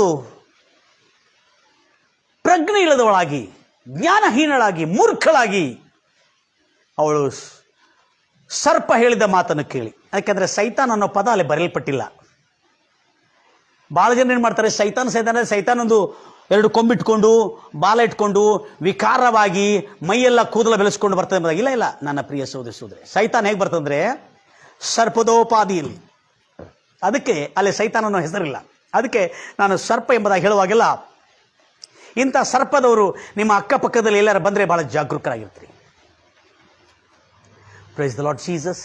ಎಷ್ಟು ಆಸಕ್ತಿಯಿಂದ ನೀವು ದೇವರ ವಾಕ್ಯವನ್ನು ಕೇಳ್ತಾ ಇದ್ದೀರಿ ನನ್ನ ಪ್ರಿಯ ಸಹೋದರಿ ಸಹೋದರೇ. ನಿಜವಾಗಲೂ ಇವತ್ತು ನಿಮಗೆ ಶುಭವಾರ್ತೆ ಏನಂದರೆ, ನೀನು ದೇವರ ಸ್ವರೂಪದಲ್ಲಿ ದೇವರ ಹೋಲಿಕೆಗೆ ಸರಿಯಾಗಿ ಪರ್ಫೆಕ್ಟ್ ಆಗಿ ನೀನು ಮಾಡಲ್ಪಟ್ಟಿದ್ದಿ. ಪರ್ಫೆಕ್ಟ್ ಅಂದರೆ nobody is perfect brother. Do you know that nobody is perfect? Do you know that? Are you perfect? Of course buddy. It is philosophy, it is not Bible. ಇದು ನೋಬಡಿ ಇಸ್ ಪರ್ಫೆಕ್ಟ್ ಅನ್ನೋದು ಒಂದು philosophy, ಒಂದು ತತ್ವಜ್ಞಾನ ಹೊರತು ಅದು ಧರ್ಮಶಾಸ್ತ್ರವಲ್ಲ. ಅದು Bible ಅಲ್ಲ. ಅದು what Bible says about you. God made you perfect, but we enter into imperfect. ದೇವರು ನಮ್ಮನ್ನು ಸಂಪೂರ್ಣವಾಗಿ ಮಾಡಿದ್ದಾನೆ, ಆದರೆ ನಾವು ಅಪೂರ್ಣದಲ್ಲಿ ಪ್ರವೇಶ ಮಾಡಿ ನಮ್ಮನ್ನು ಬಾಧಿಸಿಕೊಳ್ತಾ ಇದ್ದೇವೆ. Price the Lord Jesus. ದಯಮಾಡಿ ಗಮನಿಸ್ತೀರಿ ನನ್ನ ಪ್ರಿಯ ಸಹೋದರಿ ಸಹೋದರೇ, ನನ್ನೊಟ್ಟಿಗೆ ಎಷ್ಟೋ ಸಹನೆಯಿಂದ ದೇವರ ವಾಕ್ಯವನ್ನು ಕೇಳ್ತಾ ಇರೋರು. ಎಲ್ಲಿಂದ ವಾಕ್ಯವನ್ನು ತೆಗೆದಾರಪ್ಪ ಇವರು? ಇಷ್ಟು ಪರ್ಫೆಕ್ಟಾಗಿ ದೇವರು ನಮ್ಮನ್ನು ಮಾಡಿದ್ದಾನೆ, ಪರ್ಫೆಕ್ಟಾಗಿ ದೇವರು ನಮ್ಮನ್ನು ಮಾಡಿದ್ದಾನೆ ಕೆಲಸ ಮಾಡೋದಕ್ಕಾಗಿ, ದುಡಿಯೋದಕ್ಕಾಗಿ, ಜ್ಞಾನಾರ್ಜಿತ ಮಾಡೋದಕ್ಕಾಗಿ, ಎಜುಕೇಷನ್ ಮಾಡೋದಕ್ಕಾಗಿ, ದೊಡ್ಡ ದೊಡ್ಡ ಹುದ್ದೆಯಲ್ಲಿ ಹೋಗೋದಕ್ಕಾಗಿ, ದೊಡ್ಡ ದೊಡ್ಡ ಅಧಿಕಾರಿಗಳಾಗೋದಕ್ಕಾಗಿ, ದೊಡ್ಡ ದೊಡ್ಡ ಉನ್ನತ ಪದಸ್ಥಾನಕ್ಕೆ ಹೋಗೋದಕ್ಕಾಗಿ, ಪೋಸ್ಟ್ಗಳಿಗೆ ಹೋಗೋದಕ್ಕಾಗಿ ಇಷ್ಟೆಲ್ಲ ಜ್ಞಾನ ಬುದ್ಧಿಯನ್ನು ಕೊಟ್ಟು ದೇವರು ಎಲ್ಲವನ್ನಿಟ್ಟು ಮನುಷ್ಯನನ್ನು ಸೃಷ್ಟಿಸಿದ್ದಾನೆ, ಪರ್ಫೆಕ್ಟ್ ಇಟ್ಟಿದ್ದಾನೆ ಅಂತ ಹೇಳ್ತಾನಲ್ಲ ಈ ಪಾಸ್ಟರು. ಎಲ್ಲಿದೆ ಪರ್ಫೆಕ್ಟ್ ಅಂತೇಳಿ? ಯಾಕಂದರೆ ಇತ್ತೀಚೆಗೆ ಬಂದಿರತಕ್ಕಂಥ ಕೆಲವು ಆತ್ಮೀಯರು, ರಿಲಿಜಿಯಸ್ ಆತ್ಮೀಯರು ಅಂದರೆ ಮತಸ್ಥರು, ಇವರು ನಿಜವಾದಂಥ ದೇವರ ರಾಜ್ಯ ಸಂಬಂಧವಾದಂಥ ವ್ಯಕ್ತಿಗಳಲ್ಲ, ಮತಸ್ಥರು. ಏನಂತಾರೆ? Nobody is perfect body, nobody is perfect, nobody is perfect. Of course it is philosophy, not Bible my dear brother. I want to show you something perfect thing in the Bible. Are you ready? ದೇವರು ನಿನ್ನನ್ನು ಪರಿಪೂರ್ಣವಾಗಿ ಮಾಡಿದ್ದಾನೆ, ಸಂಪೂರ್ಣವಾಗಿ ಮಾಡಿದಾನೆ. ನೀನು ಪರಿಶುದ್ಧತೆಯಲ್ಲಿಯೂ ನಿರ್ದೋಷಿಯಾಗಿ ಪ್ರೀತಿಯಲ್ಲಿ ನಡ್ಕೊಳ್ಳುವಂತೆ ನಿನ್ನನ್ನು perfect ಆಗಿ ಮಾಡಿದ್ದಾನೆ. ಎಫೆಸಿಯರ ಬರೆದ ಪತ್ರಿಕೆ 1ನೇ ಅಧ್ಯಾಯ ಅದ್ಭುತವಾದಂಥ ವಾಕ್ಯವನ್ನು ನೋಡ್ಕೊಳ್ಳೋಣ. ನೀನು ಸಾಮಾನ್ಯ ಎಲ್ಲ ಕ್ರೈಸ್ತವರಲ್ಲದವ್ರಿಗೆ ಹೇಳ್ತಾ ಇದ್ದಾನೆ, ಎಲ್ಲ ಜನರಿಗೆ ಹೇಳ್ತಾ ಇದ್ದಾನೆ, you are the creation of God, you are the image of God, you are the likeness of God. ನೀನು ದೇವರ ಸ್ವರೂಪದಲ್ಲಿದ್ದೀ, ದೇವರ ಹೋಲಿಕೆಗೆ ಸರಿಯಾಗಿ ಮಾಡಲ್ಪಟ್ಟಿದೆ ಅನ್ನತಕ್ಕಂಥ ಸತ್ಯ ನೀನು ಎಂದಿಗೂ 1ನೇ ಅಧ್ಯಾಯ 4ನೇ ವಚನ. ಹೇಗಂದ್ರೆ ಎಫೆಸರಿಗೆ ಬರೆದ ಪತ್ರಿಕೆ ಹೌದಾ? 1ನೇ ಅಧ್ಯಾಯ, ರೈಟ್, 1ನೇ ಅಧ್ಯಾಯ 4ನೇ ವಚನ. ಹೇಗಂದರೆ ನೋಡ್ರಿ ಹೇಗೆ ಹೇಳ್ತಾರೆ, ನಾವು ಪ್ರೀತಿಯಲ್ಲಿ ನಡೆದು ಆತನ ಆ ದೈವ ಸನ್ನಿಧಿಯಲ್ಲಿ, ಅರ್ಥ ಆಗ್ತಾ ಇದೆ, ಪರಿಶುದ್ಧರು ದೋಷವಿಲ್ಲದವರಾಗಿ ಇರಬೇಕೆಂದು ನಮ್ಮನ್ನು ಜಗತ್ತುತ್ಪತ್ತಿಕ್ಕಿಂತ ಮುಂಚೆನೆ ಕ್ರಿಸ್ತನಲ್ಲಿ ಪರ್ಫೆಕ್ಟ್ ಆಗಿ ನಮ್ಮನ್ನು ಆರಿಸಿಕೊಂಡಿದ್ದಾನೆ. ಅಂದ್ರೆ ತನ್ನ ಸ್ವರೂಪದಲ್ಲಿ ತನ್ನ ಹೋಲಿಕೆಗೆ ಸರಿಯಾಗಿ ಮಾಡಿದರಂದ್ರೆ ಆತನು ನಮ್ಮನ್ನು ಮಾಡುವಾಗ ಪವಿತ್ರವಾಗಿ ಮಾಡಿದ್ದಾನೆ ಹೊರತು ಪಾಪ ತುಂಬಿ ನಮ್ಮನ್ನು ಮಾಡಲಿಲ್ಲ. ಆತನ ಸ್ವರೂಪದಲ್ಲಿ ಆತನ ಹೋಲಿಕೆ ಅಂದರೆ ಆತನ ಸ್ವರೂಪವನ್ನು ಕೊಟ್ಟಿದ್ದಾನೆ. ಆತನ ಹೋಲಿಕೆಗಳಂದ್ರೆ ಆತನ ಸ್ವಭಾವ, ಆತನ ಪ್ರೀತಿ, ಕರುಣೆ, ದಯೆ ಎಲ್ಲವನ್ನು ಕೊಟ್ಟಿದ್ದಾನೆ. ಅದೇನು ಹೇಳ್ತಾ ಇದ್ದಾನೆ ದೇವರು, ಎಷ್ಟು ಚೆನ್ನಾಗಿದೆ ನೋಡ್ರಿ. ಅಪೊಸ್ತಲನಾದ ಎಫೆಸಿಯಲ್ಲಿ ಬರೆದ ಪತ್ರಿಕೆಯಲ್ಲಿ ಅಪೊಸ್ತಲನು ಹೇಳ್ತಾ ಇದ್ದಾನೆ, ಪೌಲನು ಅದ್ಭುತವಾದಂಥ ರೆವಲ್ಯೂಷನ್. ಅಪೊಸ್ತಲನಾದ ಪೌಲನ ರೆವಲ್ಯೂಷನ್ ಅರ್ಥ ಮಾಡ್ಕೋಬೇಕಾದ್ರೆ ನನಗೆ ಎಷ್ಟೋ ವರ್ಷಗಳು ಹೋಯಿತು. ದೇವರ ನಾಮಕ್ಕೆ ಮೆಮ್ಮಟಾಗಲಿ. ಈಗೀಗ ಸ್ವಲ್ಪ ತಿಳ್ಕೊಂಡು ಆಶೀರ್ವದಿಸಲ್ಪಡ್ತಾ ಇದ್ದೇವೆ ನಾವು. ಆಮೇನ್. ಎಷ್ಟು ಚೆನ್ನಾಗಿ ಹೇಳ್ತಾ ಇದ್ದಾರೆ ದೇವರು ಸಂಪೂರ್ಣವಾಗಿ. ಮುಂದೆ ಓದ್ತೀರಿ. ಆಮೇಲೆ ಇಲ್ಲಿ ನಾವು ನೋಡ್ತಾ ಇದ್ದೇವೆ ನೋಡ್ರಿ, ದೇವರು ಸಂಪೂರ್ಣವಾಗಿ ಆಶೀರ್ವಾದ ಮಾಡಿದ್ದಾನೆ. ಹೇಗೆ?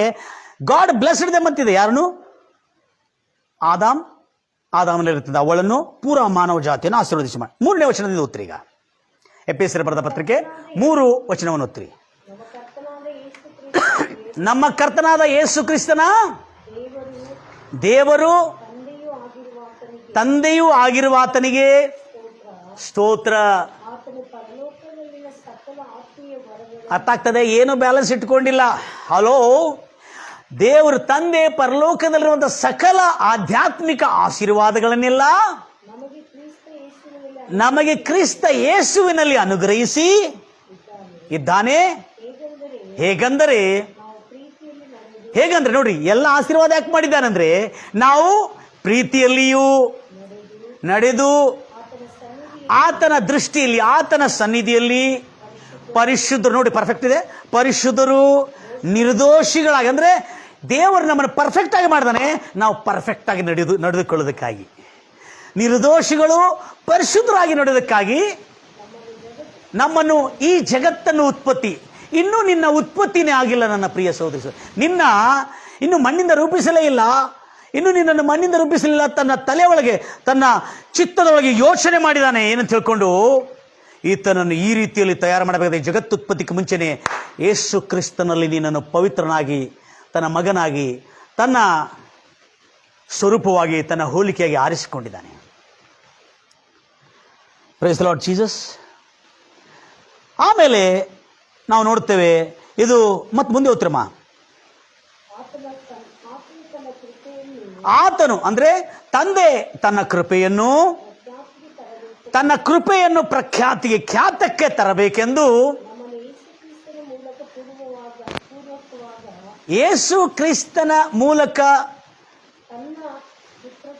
ನೋಡ್ರಿ, ಯೇಸು ಕ್ರಿಸ್ತನ ಮೂಲಕ ತನ್ನ ಪುತ್ರತ್ವವನ್ನು, ಅಂದ್ರೆ ತನ್ನ ದತ್ತು ಪುತ್ರರಾಗಿ ಸ್ವೀಕರಿಸುವುದಕ್ಕಾಗಿ ದಯಾಪೂರ್ವಕವಾದ ತನ್ನ ಚಿತ್ತಾನುಸಾರವಾದ ಪೂರ್ವದಲ್ಲೇ, ಭೂಮಿ ಉತ್ಪನ್ನ ಆಗಲಿಕ್ಕೆ ಮುಂಚೆನೇ ಆತನು ಸಂಕಲ್ಪ ಮಾಡಿದನು. ಈ ಕೃಪಾದಾನವು ಆತನ ಈ ಒಂದು ಕೃಪಾದಾನವು, ಈ ವರದಾನವು ಆ ಪ್ರಿಯನಾದ ಯೇಸು ಕ್ರಿಸ್ತನಲ್ಲಿ ನಮಗೆ ದೊರಕಿತ್ತು.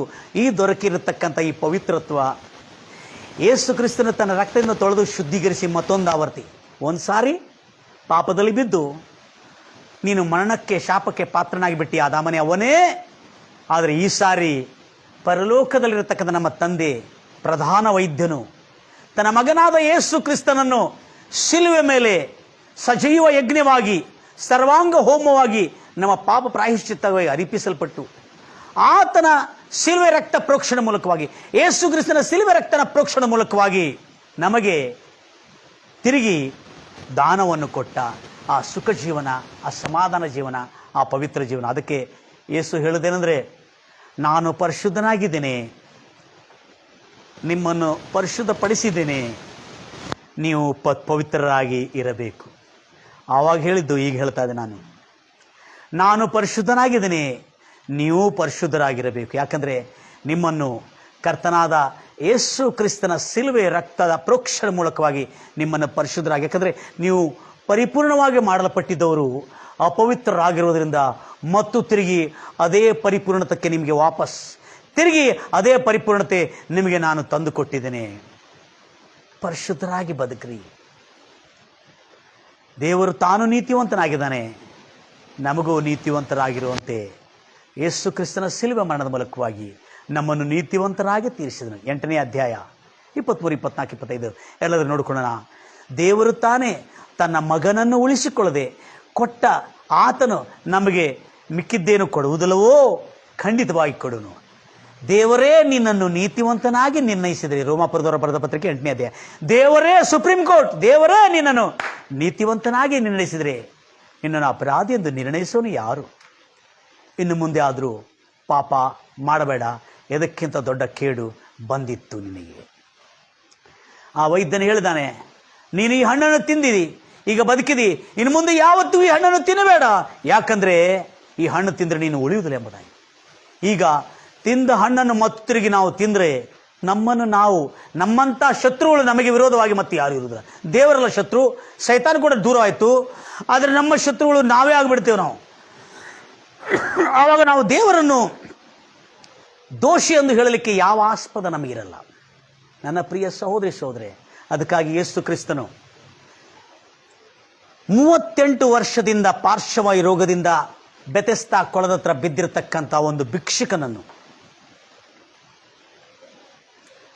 38 ವರ್ಷಗಳಿಂದ ಪಾರ್ಶ್ವವಾಯು ರೋಗದಿಂದ ಬಾಧಿತನಾಗಿರುವ ಆ ಒಂದು ಪಾರ್ಶ್ವವಾಯು ರೋಗಿ, ನಡೆಯಲಾರದಂಥ ಸ್ಥಿತಿಯಲ್ಲಿ ಬಿದ್ದಿರತಕ್ಕಂಥ ಆ ರೋಗಿಯನ್ನು ಬಂದು ನೋಡ್ತಾನೆ. ಅಲ್ಲಿ ನೋಡಿರುವಾಗ ಆತನ ಏನು ಬಹಳ ವರ್ಷದಿಂದ ಏನೋ ಅಸ್ವಸ್ಥನಾಗಿ ಪಾರ್ಶ್ವವಾಯು ರೋಗದಿಂದ ಈತನು ಇಲ್ಲಿ ಬಿದ್ದುಕೊಂಡಿದ್ದಾನೆ ಪಾಪ ಎಂದು ಕರುಣೆ ತೋರಿದ. ಅಂದರೆ ಅರ್ಥ ಏನು? ದೇವರು ನೋಡ್ತಾ ಇದ್ದಾನೆ ನಿನ್ನನ್ನು. ಹಣ್ಣು ತಿಂದು ನೀನು ಈ ಗತಿಗೆ ಬಂದಿದ್ದೀ, ದೇವರು ನೋಡ್ತಾ ಇದ್ದಾನೆ ಎಂಬುದಾಗಿ. ಆವಾಗ ಆ ಪಾರ್ಶ್ವವಾಯು ರೋಗಿ ಹೇಳ್ತಾನೆ, ನೀನು ರಕ್ಷಣೆ ಹೊಂದಿದೆಯಾ, ನೀನು ಬಾಪ್ಟಿಸಮ್ ತೊಗೊಂಡಿದೆಯಾ, ನಿನ್ನ ಹತ್ರ ಸರ್ಟಿಫಿಕೇಟ್ ಇದೆ ಅಂತ ಏನೂ ಕೇಳಿಲ್ಲ, ನಿನ್ನ ಜಾತಿ ಸರ್ಟಿಫಿಕೇಟ್ ಅಂತ ಏನು ಕೇಳಿಲ್ಲ. ಆತನ ಕೇಳಿದ ಒಂದೇ ಮಾತು, ನಿನಗೆ ಎದ್ದು ನಡಿಬೇಕೆಂಬುದಾಗಿ ಇಷ್ಟ ಇದೆಯಾ ಅಂತ ಕೇಳ್ತಾನೆ. ಆತನು ಹೌದು ನನಗೆ ಇಷ್ಟ ಇದೆ, ಯಾರಿಲ್ಲ ನಂಗೆ ತೊಗೊಂಡು ಹೋಗ್ಲಿಕ್ಕೆ ಅಂತೇಳಿ ಭಾಳಷ್ಟು ನೆಪಗಳೆಲ್ಲ ತಿಳಿಸಿ ಹೇಳ್ತಾ ಇದ್ದಾನೆ. ಆವಾಗ ಹೇಳಿದಾನೆ, ನಿನಗೆ ಎದ್ದು ನಡಿಬೇಕಂತ ಇಷ್ಟ ಇದೆಯಾ? ಎಸ್ ಸರ್, ಹಾಗಾದರೆ ನಿನ್ನ ಹಾಸಿಗೆಯನ್ನು ತೆಗೆದುಕೊಂಡು ಎತ್ತುಕೊಂಡು ನಡಿ ನೀನು ಎಂಬುದಾಗಿ ಹೇಳ್ತಾನೆ. ಅವನು ಆ ಸಂತೋಷ ಆನಂದದಲ್ಲಿ ಏನಾಗ್ತದೆ ಗೊತ್ತಿಲ್ಲ. ಆ ಯೇಸು ಹೇಳಿದ್ದ ಕೂಡಲೇ ಈ 38 ವರ್ಷದ ಗಬ್ಬು ನಾರುತ್ತಿರತಕ್ಕಂಥ ಭಿಕ್ಷುಕನು ಪರಿಸ್ಥಿತಿಗೆ ಬಂದಿರತಕ್ಕಂಥ ಗಬ್ಬು ನಾರ್ತಿರ್ತಕ್ಕಂಥ ಈ ವ್ಯಕ್ತಿ ಆ ದಿನ ತನ್ನ ಹಾಸಿಗೆಯನ್ನು ಹೊತ್ಕೊಂಡು ನಡಿಲು ಆರಂಭ ಮಾಡ್ತಾನೆ. ಸಂತೋಷವಾಗಿ ಮನೆಗೆ ಹೋಗಿ ಎಲ್ಲರ ಹತ್ರ ಹೇಳಿ ಆಮೇಲೆ ದೇವಾಲಯಕ್ಕೆ ಹೋಗ್ತಾನೆ. ಇದು ಯೋಹಾನ್ ಸುವಾರ್ತೆ 15ನೇ ಅಧ್ಯಾಯದಲ್ಲಿ ನಡೆದಿರ್ತಕ್ಕಂಥ ಘಟನೆ. ಮತ್ತೊಂದು ಆವರ್ತಿ ನಿಮ್ಮ ಹತ್ರ ತಿಳಿಸಬೇಕೆಂಬುದಾಗಿ ನನ್ನ ಆತ್ಮದಲ್ಲಿ ಭಾರ ಉಂಟಾಗ್ತದೆ. ಯೋಹಾನ್ ಸುವಾರ್ತೆ 5ನೇ ಅಧ್ಯಾಯ 14ನೇ ವಚನದಲ್ಲಿ ನಾವು ನೋಡ್ತೇವೆ ಮಾತನ್ನು. 13, 14 ನೋಡ್ತೇವೆ. ಏನಂತೇಳಿ, ಯೇಸು ಆ ಸ್ವಸ್ಥವಾದವನನ್ನು ಎಲ್ಲಿ ಕಂಡನು? ದೇವಾಲಯದಲ್ಲಿ. ಕೆಲವು ಜನ ಸ್ವಸ್ಥವಾಗಿದ್ರೆ ಎಲ್ಲಿ ಕಾಣ್ತಾರೆ? ಕ್ಲಬ್ನಲ್ಲಿ, ಪಬ್ನಲ್ಲಿ, ಟಿವಿ ಸೀರಿಯಲ್ಗಳ ಮುಂದೆ, ಸಿನಿಮಾ ಮುಂದೆ, ಫ್ರೆಂಡ್ಸ್ಗಳ ಜೊತೆಲಿ ಹರಟೆ ಆಡಿಕೊಳ್ಳೋ ಜಾಗದಲ್ಲಿ ಕಾಣ್ತಾರೆ. ಆದರೆ ಈ ಮನುಷ್ಯ ಸ್ವಸ್ಥವಾಗಿದ್ದುಕೊಳ್ಳಿ ಎಲ್ಲಿ ಕಾಣ್ತಾ ಇದ್ದಾನೆ? ದೇವರ ಆಲಯದಲ್ಲಿ ಕಂಡುಕೊಂಡ. ಆಗ ಯೇಸು ಕ್ರಿಸ್ತನ ಈತನ ನೋಡಿ ಏನಂದ? ಯೇಸು ಆ ಅಸ್ವಸ್ಥನಾಗಿರ್ತಕ್ಕಂಥ ವ್ಯಕ್ತಿ, ಆ 38 ವರ್ಷದ ಪಾರ್ಶ್ವವಾಯು ರೋಗದಿಂದ ಪೀಡಿತನಾಗಿರುವ ವ್ಯಕ್ತಿಯನ್ನು ಆ ದೇವಾಲಯದಲ್ಲಿ ಕಂಡು ಯೇಸು ಅವನಿಗೆ, ನಿನಗೆ ಸ್ವಸ್ಥವಾಯ್ತಲ್ಲ, ಇನ್ನು ಮುಂದೆ ಹಲಸಿನನ್ನು ತಿನ್ನಬೇಡ ಅಂತ ಹೇಳಿದ. ಏನಂತ ಹೇಳಿದ? ಇನ್ನು ಮುಂದೆ ಶುಗರ್ ತಿನ್ನಬೇಡ ಅಂತ ಹೇಳಿದ. ಇನ್ನು ಮುಂದೆ ಪಾಪ ಮಾಡಬೇಡ. ಅರ್ಥ ಏನಿದಕ್ಕೆ? ಇನ್ನು ಮುಂದೆ ಪಾಪ ಮಾಡಬೇಡ, ಇದಕ್ಕಿಂತ ದೊಡ್ಡ ಕೇಡು ನಿನ್ನ ಮೇಲೆ ಬಂದಿತ್ತು ಎಂದು. ಅಂದರೆ ಈಗಲಾದರೆ ಸ್ವಲ್ಪ ಇತ್ತು ಈ ಕೇಡು, 38 ವರ್ಷ. ಆದರೆ ಇನ್ನು ಮುಂದೆ ಪಾಪ ಮಾಡದೇ ಇರು, ಇದಕ್ಕಿಂತ ದೊಡ್ಡ ಕೇಡು ನಿನಗೆ ಬಂದಿತ್ತು, ಜಾಗ್ರತೆ, ಹುಷಾರ್ ಎಂಬುದಾಗಿ ಯೇಸು ಆತನಿಗೆ ಒಂದೇ ಮಾತಿನಲ್ಲಿ ಉಪದೇಶ ಕೊಟ್ಟಿದ್ದಾನೆ, ಕಮ್ಯಾಂಡ್ ಮಾಡಿದ್ದಾನೆ. ಅಂದರೆ ಅರ್ಥ ಏನು? ಯೇಸು ಕ್ರಿಸ್ತ ನಂಬಿಕೊಂಡು ಸ್ವಸ್ಥತೆ ಹೊಂದಿ ಪರಲೋಕದಾನದ ರುಚಿಯನ್ನು ತೆಗೆದುಕೊಂಡು ಎಲ್ಲವನ್ನು ರುಚಿ ನೋಡಿ ಹಿಂದಿರುಗಿ ಹೋದರೆ ಇದಕ್ಕಿಂತ ದೊಡ್ಡ ಕೇಡು ನಿನ್ನನ್ನು, ನಿನ್ನ ಕುಟುಂಬವನ್ನು ಪತನ ಮಾಡ್ತದೆ. ಇನ್ನು ಮುಂದೆ ಪಾಪ ಮಾಡಬೇಡ. ಯಾಕೆ ಹೇಳಿದ್ರೆ ಯೇಸು? ಇಲ್ಲ, ಎಲ್ಲ ಪಾಪ ಮಾಡದೆ ಇರ್ಲಿಕ್ಕೆ ಹೆಂಗಾಗ್ತದೆ ಅಂದರೆ ನಾವು ಯೇಸು ಕ್ರಿಸ್ತಕ್ಕಿಂತ ಜಾನರ? ನನಗೇನು ಹೇಳಿದ್ರು, ನನ್ನ ಜೊತೆಯಲ್ಲಿರ್ತಕ್ಕಂಥ ಕೆಲವು ಬುದ್ಧಿವಂತರು, ಥಿಯೋಲಾಜಿಸ್ಟು, ಕೆಲವು ತಜ್ಞರು, ದೊಡ್ಡ ದೊಡ್ಡ ಸಂಬಳವನ್ನು ತೆಗೆದುಕೊಳ್ತಿರ್ತಕ್ಕಂಥ ಕೆಲವು ತಜ್ಞರು ನನಗೆ ಹೇಳ್ತಾ ಇದ್ದಾರೆ, ಹೂ ಇಸ್ ಪರ್ಫೆಕ್ಟ್ ಎಂಬುದಾಗಿ. ನಾನು ಹೇಳಿದೆ, ಯೇಸುಕ್ಕಿಂತ ನಾವು ಯಾರು ಪರ್ಫೆಕ್ಟ್ ಇದ್ದೇವಾ? ಹಾಂ, ಹೌದು, ನೀವು ಹೇಳಿದ ಕರೆಕ್ಟ್. ಆದರೆ ಯೇಸು ನಮ್ಮನ್ನು ಪರ್ಫೆಕ್ಟಾಗಿ ಶುದ್ಧೀಕರಿಸಿದನೋ ಇಲ್ಲೋ? ಅದರಲ್ಲಿ ಏನಾದ್ರು ಪರ್ಸೆಂಟೇಜ್ ಇಟ್ಕೊಂಡನ? ಅದೇ 75% ಶುದ್ಧಿ ಮಾಡಿ 75 ಉಳಿಸ್ಕೊಂಡನ? ಇಲ್ಲ, 100% ನಮ್ಮನ್ನು ಶುದ್ಧೀಕರಿಸಿ ನೀತಿವಂತನಾಗಿ ನಿರ್ಣಯಿಸೋದು ಸರಿಯೋ? ಅದು ಕರೆಕ್ಟು. ಆದರೆ ಅದು ಕರೆಕ್ಟ್ ಆದರೆ ಮತ್ತು ನೀನು ಯಾಕೆ ಹಾಳಾಗ್ತಿ? ಇಲ್ಲ ಇಲ್ಲ, ನಾವು ಸ್ವಲ್ಪ ಆವಾಗ ಹೋಗಿ ತಪ್ತಾ ಇರ್ತೀವಿ. ಇಲ್ಲ, ತಪ್ತಾ ಇರ್ತೀವ, ಪರವಾಗಿಲ್ಲ, ತಪ್ಪಿಕೊಂಡಿದ್ರೆ ಬನ್ನಿ ವಾಪಸ್, ಮತ್ತು ತಿರುಗಿ ಅದೇ ಪಾಪಕ್ಕೆ ಮರಳಿ ಹೋಗಬಾರದು. ಆವಾಗ ಅವ್ರೇನಂದರೆ ಬೈಬಲಲ್ಲಿ ಎಲ್ಲಿದ್ದು ತೋರಿಸು ಅಂತ ಹೇಳಿದ್ರು. ಯಾರು? ಈ ಬೈಬಲ್ ತಜ್ಞರು ನನಗೆ ಕೇಳ್ತಾ ಇದ್ದಾರೆ, ಬೈಬಲ್ನಲ್ಲಿ ಎಲ್ಲಿದ್ದು ತೋರಿಸು ಅಂತೇಳಿ. Praise Lord Jesus. ಪರವಾಗಿಲ್ಲ, ಸರಿ ಅಂತ ಹೇಳಿದೆ. ಯೇಸು ಕ್ರಿಸ್ತನು ಪರ್ಫೆಕ್ಟ್ ಆಗಿ ನಮ್ಮನ್ನು ಗುಣಪಡಿಸಿದ್ದಾನೆ. ಯೇಸು ಕ್ರಿಸ್ತನು ಮತ್ತೈ ಸುವಾರ್ತೆ 5ನೇ ಅಧ್ಯಾಯದಲ್ಲಿ ಮೊದಲಿಂದ ಎಲ್ಲ ವಚನಗಳು ಯೇಸು ಕ್ರಿಸ್ತ ನಮಗೆ ಉಪದೇಶ ಕೊಟ್ಟನು. ದೀನರಾಗಿರಬೇಕು, ಅಹಂಕಾರಿಗಳಾಗಿರಬಾರ್ದು, ತಗ್ಗಿಸಿಕೊಳ್ಳಬೇಕು, ಅವನದೇ ದೇವರ ರಾಜ್ಯ, ಸಾತ್ವಿಕರಾಗಿರಬೇಕು, ಒಂದು ಕೆರೆ ಕೊಟ್ಟರೆ ಇನ್ನೊಂದು ಕೆರೆ ತೋರಿಸ್ಬೇಕು, ಅವನು ಭೂಮಿಯನ್ನು ಸ್ವತಂತ್ರಿಸಿಕೊಳ್ತಾನೆ.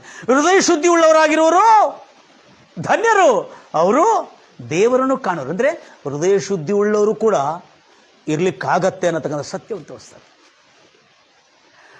ಎಲ್ಲರೂ ಹೇಳ್ತಿರಲ್ಲಯ್ಯ. ನನ್ನ ಪ್ರಿಯ ಸಹೋದರಿ ಸಹೋದರರೇ, ಹೀಗೆ ಎಲ್ಲ ನೀತಿ ಉಪದೇಶಗಳನ್ನು ಮಾಡ್ತಾ ಅಲ್ಲಿ ನೀವು ಯೆಹೋವನ ಹೆಸರಿನ ವ್ಯರ್ಥವಾದ ಕಾರ್ಯಗಳಿಗೆ ಎತ್ತಬಾರದು, ನೀವು ಆಕಾಶದ ಮೇಲೆ ಆಣಿಡಬಾರದು, ಭೂಮಿ ಮೇಲೆ ಆಣಿಡಬಾರದು, ಅದು ಪಾದಪೀಠ, ಅದು ಸಿಂಹಾಸನ. ಯೆರೂಸಲೇಮ್ ಮೇಲೆ ಆಣಿಡಬೇಡ, ಅದು ದೊಡ್ಡ ಅರಸನ ಪಟ್ಟಣವಾಗಿದೆ. ತಲೆ ಮೇಲೆ ಕೈ ಇಟ್ಟು ಆಣಿಡಬೇಡ, ಅದು ನಿನ್ನ ತಲೆ ಕೂದಲೇ ಒಂದು ಬೆಳಗಾದರೂ ಒಂದು ಕಪ್ಪಗಾದರೂ ಮಾಡಲಿಕ್ಕಾಗಲ್ಲ ನಿನಗೆ. ಯಾಕಂದರೆ ನಿನ್ನನ್ನು ಮಾಡಿದವನು ಆತನ ಮೇಲೆ ಯಾವತ್ತಿಗೂ ಆಣೆ ಇಡಬೇಡ. ನಿನ್ನ ಮಾತು ಹೌದಾದ್ರೆ ಹೌದು, ಇಲ್ಲವಾದ್ರೆ ಇಲ್ಲ. ಸುಳ್ಳು ಮಾತ್ರ ಮಾತಾಡಬಾರದು. ಅದಕ್ಕಿಂತ ಹೆಚ್ಚಿನದು ಎಲ್ಲಿಂದ ಬಂದಿದೆ? ಸೈತಾನನ ಕಡೆ. ಅಂದರೆ ಸುಳ್ಳು ಮಾತಾಡೋದ್ರಿಂದ ಸೈತಾನ ಒಳಗೆ ಬರ್ತದೆ. ಆಮೇಲೆ ಯೇಸು ನಾಮದಲ್ಲಿ ಸೈತಾನ ಹೊರಗೆ ಹೋಗು ಅಂತೇಳಿ ಕೂಗಿದ್ರೆ ಹೋಗುದಿಲ್ಲ ಅದು. ಯಾಕಂದರೆ ನೀನು ಸುಳ್ಳು ಮಾತಾಡಿ ಮನೆಗೆ ತೊಗೊಂಡು ಬಂದಿದ್ದೀನಿ. In the name of Jesus Christ, I command all the devil God. How come it God, my buddy? When you are yourself, you have arrested the devil in your home. ನೀನು ತಾನೇ ಸುಳ್ಳು, ಮೋಸ, ವಂಚನೆ, ಮಾಯಾ ಮಾತುಗಳನ್ನು ಮಾತಾಡಿ ನೀನು ಸೈತಾನನ ಮನೆಯೊಳಗೆ ತಗೊಂಡು ಬಂದು ನೀನು ಇಟ್ಕೊಂಡು ಡೆವಿಲನ್ನು ಹೋಗಂದ್ರೆ ಎಲ್ಲಿ ಹೋಗ್ತದೆ? ಅದಕ್ಕೆ ನಿನ್ನ ಮಾತು ಹೌದಾದ್ರೆ ಹೌದು, ಇಲ್ಲವಾದ್ರೆ ಇಲ್ಲ. ಅದಕ್ಕಿಂತ ಹೆಚ್ಚಿನದು ಸೈತಾನನ ಕಡೆ ಬಂದಿರತಕ್ಕಂಥದ್ದು. Yes, is it clear? ಈಗ ಇವೆಲ್ಲ ಆದಮೇಲೆ ಯೇಸು ಕ್ರಿಸ್ತ ನಾವೆಲ್ಲ ದೇವರ ವಾಕ್ಯ ಪ್ರಕಾರ ನಡಿಲಿಕ್ಕೆ ಆಗಲ್ಲ ಅಂತ ಹೇಳ್ತಾರೆ.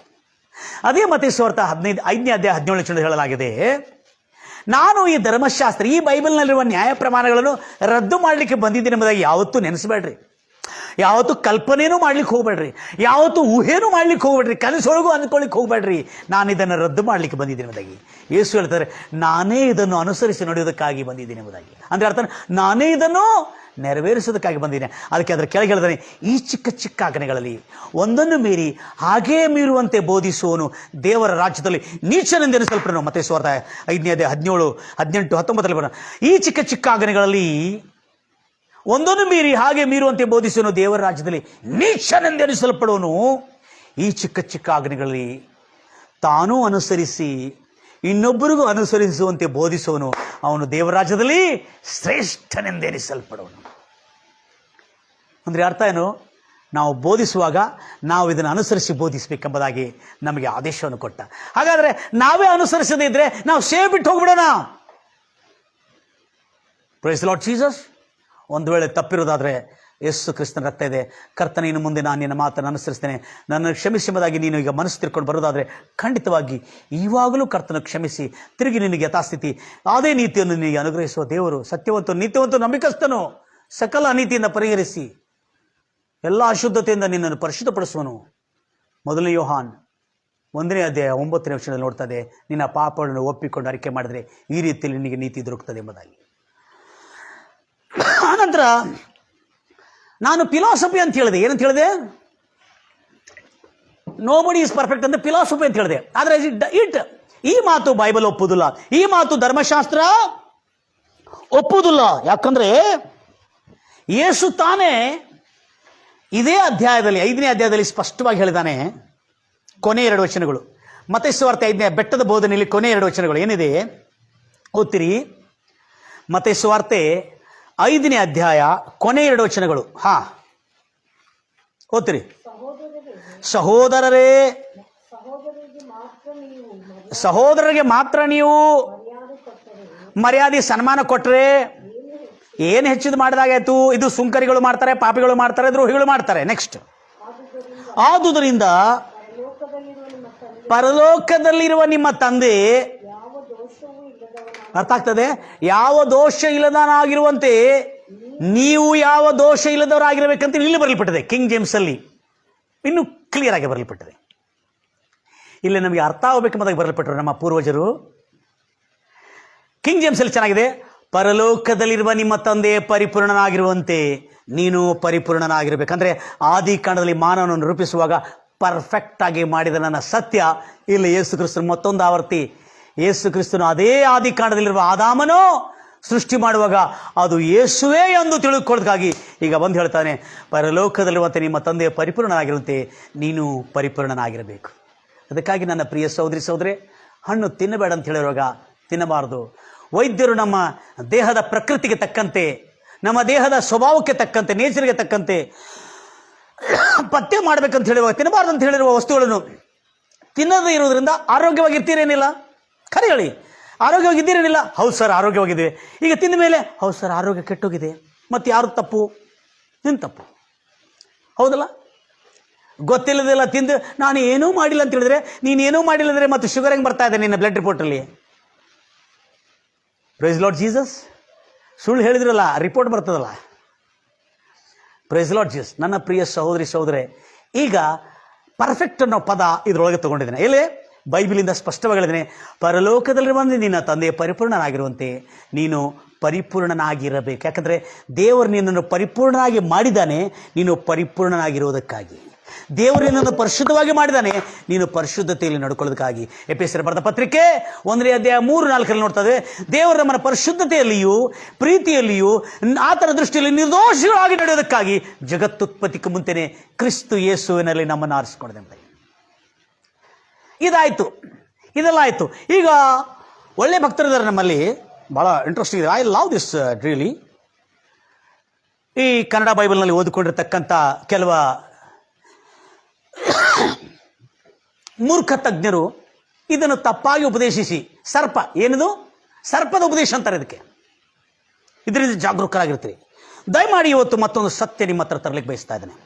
ಯಾಕಂದರೆ ಈ ಮಾತನ್ನು, ಈ ದೇವರ ವಾಕ್ಯವನ್ನೇ ಮಿಸ್ಇಂಟರ್ಪ್ರಿಟೇಷನ್, ತಪ್ಪಾದ ಅನುವಾದ ಮಾಡಿ ಜನರಿಗೆ ಯಾಮಾರಿಸೋರು, ಎಂತ ಮಾಡೋರು?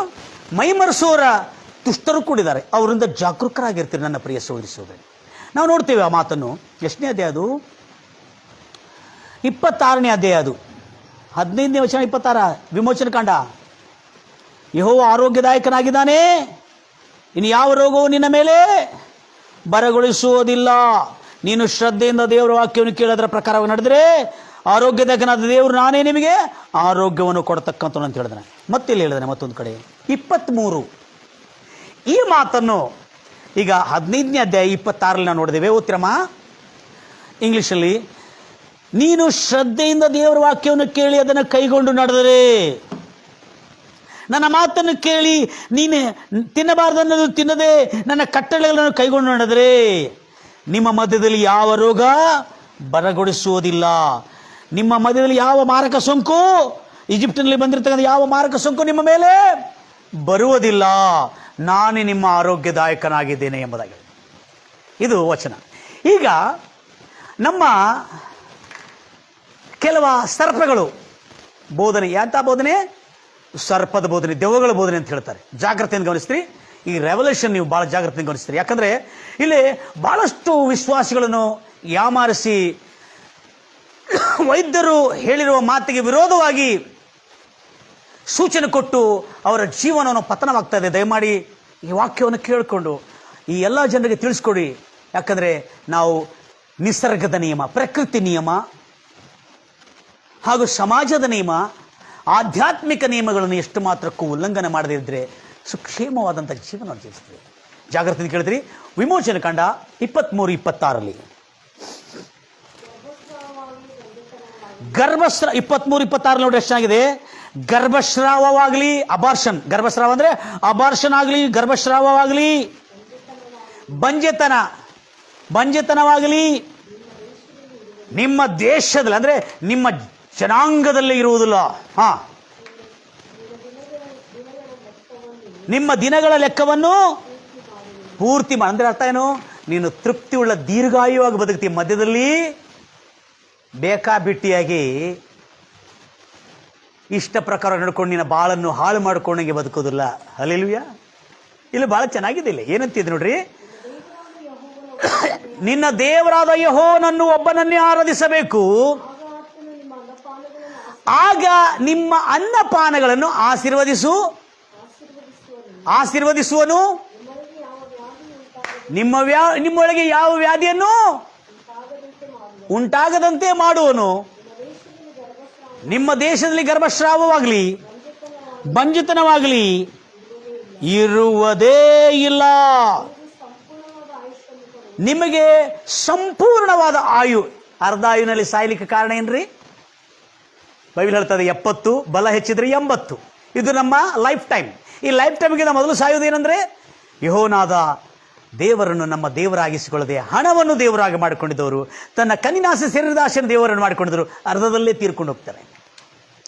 ಅದಕ್ಕೆ ಇಲ್ಲಿ ಎಷ್ಟು ಕ್ಲಿಯರ್ ಆಗಿ ಹೇಳಲಾಗಿದೆ, ಎಷ್ಟು ಸ್ಪಷ್ಟವಾಗಿ ಹೇಳಲಾಗಿದೆ. ಆತನನ್ನು ಪೂರ್ಣ ಮನಸ್ಸಿಂದ ಶ್ರದ್ಧೆಯಿಂದ ಸೇವಿಸುವುದಾದರೆ ದೇವರು ನಿಮ್ಮ ಏನು ಆಶೀರ್ವದಿಸ್ತಾನೆ? ಅನ್ನಪಾನಗಳು. ಇಲ್ಲಿ ಇರುವ ಈ ತಪ್ಪನ್ನು ಸ್ವಲ್ಪ ತಿದ್ದುಕೊಳ್ಳೋಣ ನನ್ನ ಪ್ರಿಯ ಸಹೋದರಿ ಸಹೋದರಿ. ಇದೇ ಸತ್ಯವನ್ನು ಹೇಳ್ತಾನೆ. ಕೆಲವು ಸೇವಕರು ಏನಂದ್ರೆ, ನೀನು ವೈದ್ಯರು ಹೇಳಿದ್ದು ಕೇಳಬೇಕಂತ ಹೇಳ್ತೀವಲ್ಲ, ಅದು ತಿನ್ನಬಾರ್ದು ಇದು ತಿನ್ನಬಾರ್ದು ಅಂತೇಳಿ ಬೈಬಲ್ನಲ್ಲಿ ಇದೆಯಲ್ಲ, ನಿನ್ನ ಆಹಾರ ಅನ್ನಪಾನಗಳು ನಾನು ಆಶೀರ್ವದಿಸ್ತೇನೆ, ಅದರಿಂದ ರೋಗವನ್ನೇ ತೆಗೆದು ಹಾಕುತ್ತೇನೆ ಎಂಬುದಾಗಿ ಯೇಸು ಹೇಳಿದ, ದೇವರು ಯೆಹೋವನು ಹೇಳಿದನಲ್ಲ ಅಂತೇಳಿ ಇದೊಂದು ತರ್ಕ ಇತ್ತು. ಏನು ತರ್ಕ ಇತ್ತು? ಎಂಥ ಬುದ್ಧಿವಂತರು ಬೈಬಲ್ ಓದುವಾಗ. ಇವರು ಕನ್ನಡ ಬೈಬಲ್ ಓದೋರು, ಇವರು ತೆಲುಗು ಬೈಬಲ್ ಓದೋರು. ಅದಿರುವ ತೆಲುಗು ಬೈಬಲ್ ತೆಗೆದಿರಾ? ಈ ಲೋಕದಲ್ಲಿದ್ದೀರಾ? ತೆಲುಗು ಬೈಬಲ್ನಲ್ಲಿ ಕೂಡ ಹಾಗಿದೆ, ತಮಿಳು ಬೈಬಲ್ನಲ್ಲಿ ಹೆಂಗಿದೆ ನನಗೆ ಗೊತ್ತಿಲ್ಲ. ಆದರೆ ಇಂಗ್ಲೀಷ್ನಲ್ಲಿ ಕ್ಲಿಯರ್ ಇದೆ. ಭಾಳ ಜಾಗ್ರತೆ ಕೇಳ್ತೀರಿ. ಇಲ್ಲೇ ನಾವು ವಚನದಲ್ಲಿರ್ತಕ್ಕಂಥ ಶಬ್ದಾವಳಿಯ ಸ್ವಲ್ಪ ಶಬ್ದಾವಳಿದಲ್ಲಿರ್ತಕ್ಕಂಥ ಲೋಪದಿಂದ ನಾವು ಮೋಸ ಹೋಗ್ತಾ ಇದ್ದೀವಿ ನನ್ನ ಪ್ರಿಯ ಸಹೋದರಿ ಸಹೋದರಿ. ಇಲ್ಲಿ ದೇವರು, ನಮ್ಮ ಪೂರ್ವಜರು ಈ ಸತ್ಯವೇದ ಬರೆಯುವಾಗ ನಮ್ಮ ಭಾರತ ದೇಶದ ಆಹಾರಕ್ಕೆ ತಕ್ಕಂತೆ ಅವರು ಬರೆದಿದ್ದಾರೆ. ಅಂದರೆ ಇಲ್ಲಿ ನಾವು ಅನ್ನಪಾನಗಳು ತಿಂತೇವೆ. ಅನ್ನಪಾನಗಳು ತಿನ್ನುವುದನ್ನು ಅದೇ ಹೇಳ್ತಾ ದೇವರು ಮತ್ತು ಸರ್ವತ್ರ 23-26 ಇಲ್ಲ 25ನಲ್ಲಿ ಓದ್ರಿ. ನಿನ್ನ ದೇವರಾದ ಯೆಹೋವನು ಆತನೊಬ್ಬನನ್ನೇ ನೀವು ಸೇವಿಸಿರಿ, ಆಗ ಆತನು ನಿಮ್ಮ ಹೌದು ಅನ್ನಪಾನಗಳನ್ನು ಆಶೀರ್ವದಿಸಿದ್ರು ನಾವು ಓದ್ತೀವಿ. ಕನ್ನಡ ಬೈಬಲ್ ತೆಲುಗು ಬೈಬಲ್ ಹೇಗಿದೆ ಅಮ್ಮರೇ? 23-25 ನಿನ್ನ ದೇವರಾದ ಯೆಹೋವನನ್ನೇ సేవిసు, ఆయన నీ ఆహారమును ఆశీర్వదించి ఏ రోగం రాకుండా నిన్ను ಕಾಪಾಡ್ತಾಡని ಇಲ್ಲಿ ಕೂಡ ಆಹಾರವನ್ನು ಬರೆಯಲ್ಪಟ್ಟಿದೆ. ನಿಮ್ಮ ಮಧ್ಯದಲ್ಲಿ ಯಾವ ವ್ಯಾಧಿಯೂ ಜಾಡ್ಯವೂ ಇಲ್ಲದಂತೆ ನಾನು ತೊಲಗಿಸಿಬಿಡ್ತೀನಿ ಎಂಬುದಾಗಿ ಈ ಒಂದು ವಾಕ್ಯವನ್ನು ಅಪಾರ್ಥ ಮಾಡಿಸಿರುವ ದುರ್ಬೋಧಕರಿಂದ ಸ್ವಲ್ಪ ಜಾಗ್ರತೆಯಿಂದ ಇರ್ತೀರಿ. ನನ್ನ ಪ್ರಿಯ ಸಹೋದರಿ ಸಹೋದರಿ, I am going to tell you something little fact from the Bible. ಏನಾಗಿದೆ, ಅವರು ಪೂರ್ವಜರು ಏನೋ ಪಾಪ ನಮಗೆ ತಿಳಿಬೇಕಂತೇಳಿ ಅದು ಬರೆದಿದ್ದಾರೆ. ಆದರೆ ಅದನ್ನು ನಾವು ಬಹಳ ಅಪಾರ್ಥ ಮಾಡಿಕೊಂಡಿದೆ. ಆದರೆ ಇಂಗ್ಲಿಷ್ ಬೈಬಲಲ್ಲಿ ಮತ್ತು ಮೂಲ ಹೀಬ್ರು ಬೈಬಲಲ್ಲಿ ಅನ್ನಪಾನಗಳಂತಿಲ್ಲ. Are you getting me my dear brother? ಮೂಲ ಬೈಬಲ್ನಲ್ಲಿ ಇಂಗ್ಲಿಷ್ ಬೈಬಲಲ್ಲಿ, ಹೀಬ್ರೂ ಬೈಬಲಲ್ಲಿ ಅನ್ನಪಾನಗಳು ಅಥವಾ ಆಹಾರವಂತಿಲ್ಲ. ಆಹಾರವಂತಿದ್ರೆ ಏನು ಬೇಕಾದರೂ ತಿನ್ನು, ನಾನು ರೋಗ ಬರದಂತೆ ಮಾಡ್ತೀನಿ ಎಂಬುದಾಗಿ ಹೇಳಿದಂಗೆ ಆಗ್ತದೆ. ಆದರೆ ಮೂಲ ಭಾಷೆಯಲ್ಲಿ, ಹೀಬ್ರೂ ಭಾಷೆಯಲ್ಲಿ, ಇಂಗ್ಲಿಷ್ ಭಾಷೆಯಲ್ಲಿ ಏನು ಬರೀ ಅಂತ ತಿಳಿಸ್ಕೊಡ್ತೇನೆ ನಾನು. He will bless your bread and water ಅಂತಿದೆ. ಏನಿದೆ? ಆತನು ನಿನ್ನ ರೊಟ್ಟಿಯನ್ನು, ನಿನ್ನ ಪಾನೀಯವನ್ನು ನಾನು ಆಶೀರ್ವದಿಸ್ತೀನಿ ಅಂತ ಹೇಳಿದ್ದಾರೆ. ಅರ್ಥ ಆಯ್ತಾ ನನ್ನ ಪ್ರಿಯ ಸೋದರಿ ಸೋದರೇ? ಇದನ್ನು ಮಿಸ್ಅಂಡರ್ಸ್ಟ್ಯಾಂಡಿಂಗ್ ಮಾಡಿಕೊಂಡು ಮೂರ್ಖ ಸರ್ಪಗಳು, ಮೂರ್ಖವಾದಂಥ ಬೋಧನೆಯಿಂದ, ದೆವ್ವಗಳ ಬೋಧನೆಯಿಂದ ಅನೇಕ ಜನರ ದಿಕ್ಕನ್ನು ತಪ್ಪಿಸ್ತಾ ಇದ್ದಾರೆ. ಭಾಳ ಜಾಗರೂಕರಾಗಿರ್ತೀರಿ. ನನಗೆ ಗೊತ್ತಿದೆ ಈ ಮೆಸೇಜ್ ನೀವು ಅನೇಕ ಜನರಿಗೆ ಶೇರ್ ಮಾಡಲಿಕ್ಕಿದ್ರಿ ಎಂಬುದಾಗಿ. ಯಾಕಂದರೆ ದೇವರು ಯಾವತ್ತೂ ಮಾತಾಡುವಾಗ ತನ್ನ ಶಬ್ದಾವಳಿಗಳಲ್ಲಿ ಅದ್ಭುತವಾದಂಥ ಅರ್ಥ ಹೇರುಪೇರು ಯಾವತ್ತೂ ಆದರೆ ಭಾರತ ದೇಶದಲ್ಲಿರ್ತಕ್ಕಂಥ ಕೆಲವು ಅನ್ಯ ಪಂಡಿತರು, ಕ್ರೈಸ್ತರಲ್ಲ, ಅನ್ಯ ಪಂಡಿತರು ನಮ್ಮ ಭಾರತ ದೇಶಕ್ಕೆ ತಕ್ಕಂತೆ ನಮ್ಮಲ್ಲಿ ಯಾರೂ ರೊಟ್ಟಿ ತಿನ್ನುವುದಿಲ್ಲ, ಎಲ್ಲರೂ ಅನ್ನಪಾನಗಳೇ ತಿನ್ನೋರಿದ್ರು.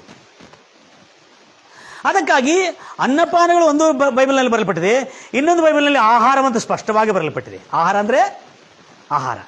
ಅದಕ್ಕೆ ಇಲ್ಲಿ ಹೀಬ್ರೂ ಬೈಬಲ್, ಮೂಲ ಬೈಬಲ್ ಪ್ರಕಾರವಾಗಿ ದೇವರು ಸ್ಪಷ್ಟವಾಗಿ ಹೇಳ್ತಾ ಇದ್ದಾನೆ, ನಿನ್ನ ರೊಟ್ಟಿಯನ್ನು, ನಿನ್ನ ಪಾನೀಯವನ್ನು ನಾನು ಆಶೀರ್ವದಿಸುತ್ತೇನೆ. ನಿಮ್ಮ ಮೊದಲು ಎಂದಿಗೂ ಜಾಡ್ಯವಾಗಲಿ ರೋಗವನ್ನೇ ಇರದಂತೆ ನಾನು ಮಾಡ್ತೇನೆ. ಆರೋಗ್ಯದಾಯಕನಾದ ನಾನೇ ನಿನ್ನ ಕರ್ತನಾಗಿದ್ದೀನಿ ಎಂಬುದಾಗಿ. ಈಗ ಇದನ್ನು ಯಾಕೆ ಹೇಳ್ತಾ ಇದೆ ಅಂದರೆ, ಆವಾಗ ಇದೇ ಯೆಹೋವನು ಗೊತ್ತಿರುವುದು. ಇಂಥ ಬುದ್ಧಿವಂತರು ಕೂಡ ಈ ಲೋಕದಲ್ಲಿದ್ದಾರೆ ಅಂತ ಗೊತ್ತಿದೆ. ನಿಜವಾಗಲೂ ಮಾನವನಿಗೆ ಅನ್ನಪಾನಗಳು ದೇಹಕ್ಕೆ ಸರಿಯಾಗಿರ್ತದೋ ಇಲ್ಲ ಅನ್ನತಕ್ಕಂಥ ದೇವ್ರಿಗೆ ಗೊತ್ತಿಲ್ಲ. ಅದಕ್ಕೆ ಮೂಲ ಭಾಷೆಯಲ್ಲಿ ಕ್ಲಿಯರ್ ಆಗಿ ಹೇಳಿದಾನೆ, ನಿನ್ನ ರೊಟ್ಟಿಯನ್ನು. ಎದರಿಂದ ಮಾಡ್ತಿದ್ರು ರೊಟ್ಟಿ ಬ್ರದರ್? ಹಲೋ, ಆಗಿನ ಕಾಲದಲ್ಲಿ ಯಹೂದ್ಯರು, ಇಸ್ರಾಯೇಲ್ರು ಎದರಿಂದ ಮಾಡ್ತಿದ್ರು ರೊಟ್ಟಿ? ಗೋಧಿಯಿಂದ, ಅಕ್ಕಿಯಿಂದಲ್ಲ, ಗೋಧಿಯಿಂದ ಮಾಡಿರೋ ರೊಟ್ಟಿ. ಅನ್ನಪಾನಗಳು ಅಂದರೆ ಗೋಧಿಯಿಂದ ಮಾಡಿರುವ ರೊಟ್ಟಿ ಹಾಗೂ ನಿಮ್ಮ ಪಾನೀಯವನ್ನು ಆಶೀರ್ವದಿಸ್ತೇನೆ ಅಂತ ಹೇಳ್ದ. ಅದೇ ಹೆಂಗೋ ಅದು ನಿಮ್ಮ ಕನ್ನಡ ಬೈಬಲಲ್ಲಿ ಆಹಾರ ಅನ್ನಪಾನ ಅಂತ ಕೊಟ್ಬಿಟ್ಟಿದ್ದಾರೆ.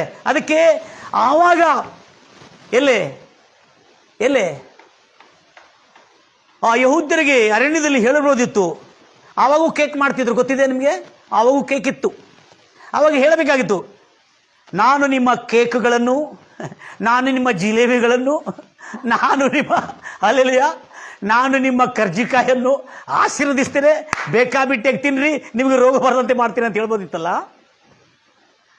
ಮೈ dear, we are misunderstanding the Bible truth and interpreting all the Bible truth. ಈ ಬೈಬಲ್ ಸತ್ಯವನ್ನು ತಪ್ಪಾಗಿ ಉಪದೇಶಿಸ್ತಾ ಇದ್ದಾರೆ. ಅದರಿಂದ ಜಾಗರೂಕರಾಗಿರ್ತೀರಿ ನನ್ನ ಪ್ರಿಯರೇ. ಅವಾಗ ಹೇಳ್ಬೋದಿತ್ತು, ದೇವ್ರಿಗೆ ಗೊತ್ತೇ, ಅವಾಗ directly universal pronoun, universal noun use ಮಾಡ್ಬೋದಿತ್ತು. ಅಂದರೆ ಅದು ಸರ್ವಕ್ಕೆ ಉಪಯೋಗವಾಗತಕ್ಕಂಥ ನಾಮಪದ ಉಪಯೋಗ ಮಾಡಬೇಕಾಗಿತ್ತು. ಏನಂತೇಳಿ? ಆಹಾರ. ಆವಾಗ ಹೇಳ್ಬೋದಿತ್ತು ದೇವರು, I will bless your food and your water ಅಂತ ಹೇಳುವಾಗ. ಆತನು ಹಾಗೆ ಹೇಳಿಲ್ಲ, I will bless your food and your water ಅಂತ ಹೇಳಿಲ್ಲ, I will bless your bread ಅಂತ ಹೇಳಿದ. ಇವತ್ತು ಈ ಅಪಾರ್ಥದೊಳಗಿಂದ ಹೊರಗೆ ಬರೋಣ ನನ್ನ ಪ್ರಿಯ ಸಹೋದರಿ ಸಹೋದರೇ. ಅದಕ್ಕೆ ನಿನ್ನ ರೊಟ್ಟಿಯನ್ನು ಆಶೀರ್ವದಿಸುತ್ತೇನೆ, ನಿಮ್ಮ ಮಧ್ಯದಲ್ಲಿ ಯಾವ ಜಾಡ್ಯವನ್ನು ಬರಲಿಕ್ಕೆ ಕೊಡೋದಿಲ್ಲ, ನೀವು ಆರೋಗ್ಯವಂತರಾಗಿರ್ತೀರಿ, ನಿಮ್ಮಲ್ಲಿ ಬಂಜೆಗಳು ಯಾರು ಇರೋದಿಲ್ಲ, ಗರ್ಭಸ್ರಾವ ಯಾರಿಗಿರೋದಿಲ್ಲ. ಅಂದರೆ ಅರ್ಥ ಏನು? ಗರ್ಭಸ್ರಾವ ಆಗ್ಲಿಕ್ಕೆ ಕಾರಣ ರೊಟ್ಟಿ ತಿನ್ನದೇ ಇರತಕ್ಕಂಥ ಬದುಕಿನಿಂದ. Praise the Lord Jesus. ನನ್ನ ಪ್ರಿಯ ಸಹೋದರಿ ಸಹೋದರಿ, ದೇವರು ನಿನ್ನ ರೊಟ್ಟಿಯನ್ನು ಆಶೀರ್ವದಿಸ್ತಾನೆ ಅಂತ ಹೇಳಿದನು ಹೊರತು ನೀನು ಬೇಕಾಬಿಟ್ಟು ಕೇಕ್, ಜಿಲೇಬಿ, ನಿನಗೆ ಯಾವುದು ದೇಹಕ್ಕಾಗುದಿಲ್ಲ ಅವೆಲ್ಲ ತಿಂದರೆ ನಾನು ಆಶೀರ್ವದಿಸ್ತೇನೆ ಎಂಬುದಾಗಿ ಅಲ್ಲೇ ಹೇಳಿಲ್ಲ. ಇಂದಿನಿಂದ ದೇವರ ನಿಯಮಗಳನ್ನು ಕೂಡ ಪಾಲನೆ ಮಾಡ್ತಾ ಒಳ್ಳೆಯ ಆಹಾರವನ್ನು ತಿಂದು ಆರೋಗ್ಯವಂತರಾಗಿರಿ. ಇನ್ನು ಮುಂದೆ ಪಾಪ ಮಾಡಬೇಡ, ಮೋಸ ಮಾಡಬೇಡ, ಅಪರಾಧ ಮಾಡಬೇಡ, ನನ್ನನ್ನು ಬಿಟ್ಟು ಬೇರೆ ದೇವರುಗಳು ನಿನಗಿರಬಾರ್ದು, ವಿಗ್ರಹಗಳನ್ನು ರೂಪಿಸಿ ಅವುಗಳಿಗೆ ಅಡ್ಡ ಬೀಳಬಾರ್ದು. ಎರಡನೇದು, ನನ್ನ ಹೆಸರನ್ನು ವ್ಯರ್ಥವಾದ ಕಾರ್ಯಗಳಿಗೆ ಎತ್ತಬಾರದು, ಯೆಹೋವನ ಹೆಸರನ್ನು.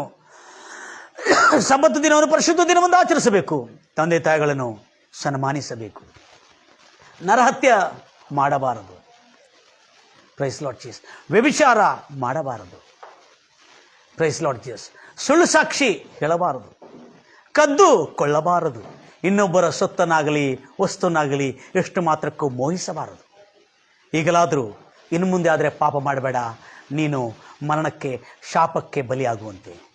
ತಿನ್ನಬಾರ್ದಂತ ಹೇಳಿದ ಹಣ್ಣನ್ನು ತಿಂದನು, ಅವನು ಸತ್ತೋದನು. ತಿನ್ನಬಾರ್ದಂತ ಹೇಳಿರ್ತಕ್ಕಂಥ ಹಣ್ಣನ್ನು ತಿಂದಳು, ಆದಾಮ ಅವಳು ಪಾಪಿಗಳಿಂದ ನೆನೆಸಲ್ಪಟ್ಟರು.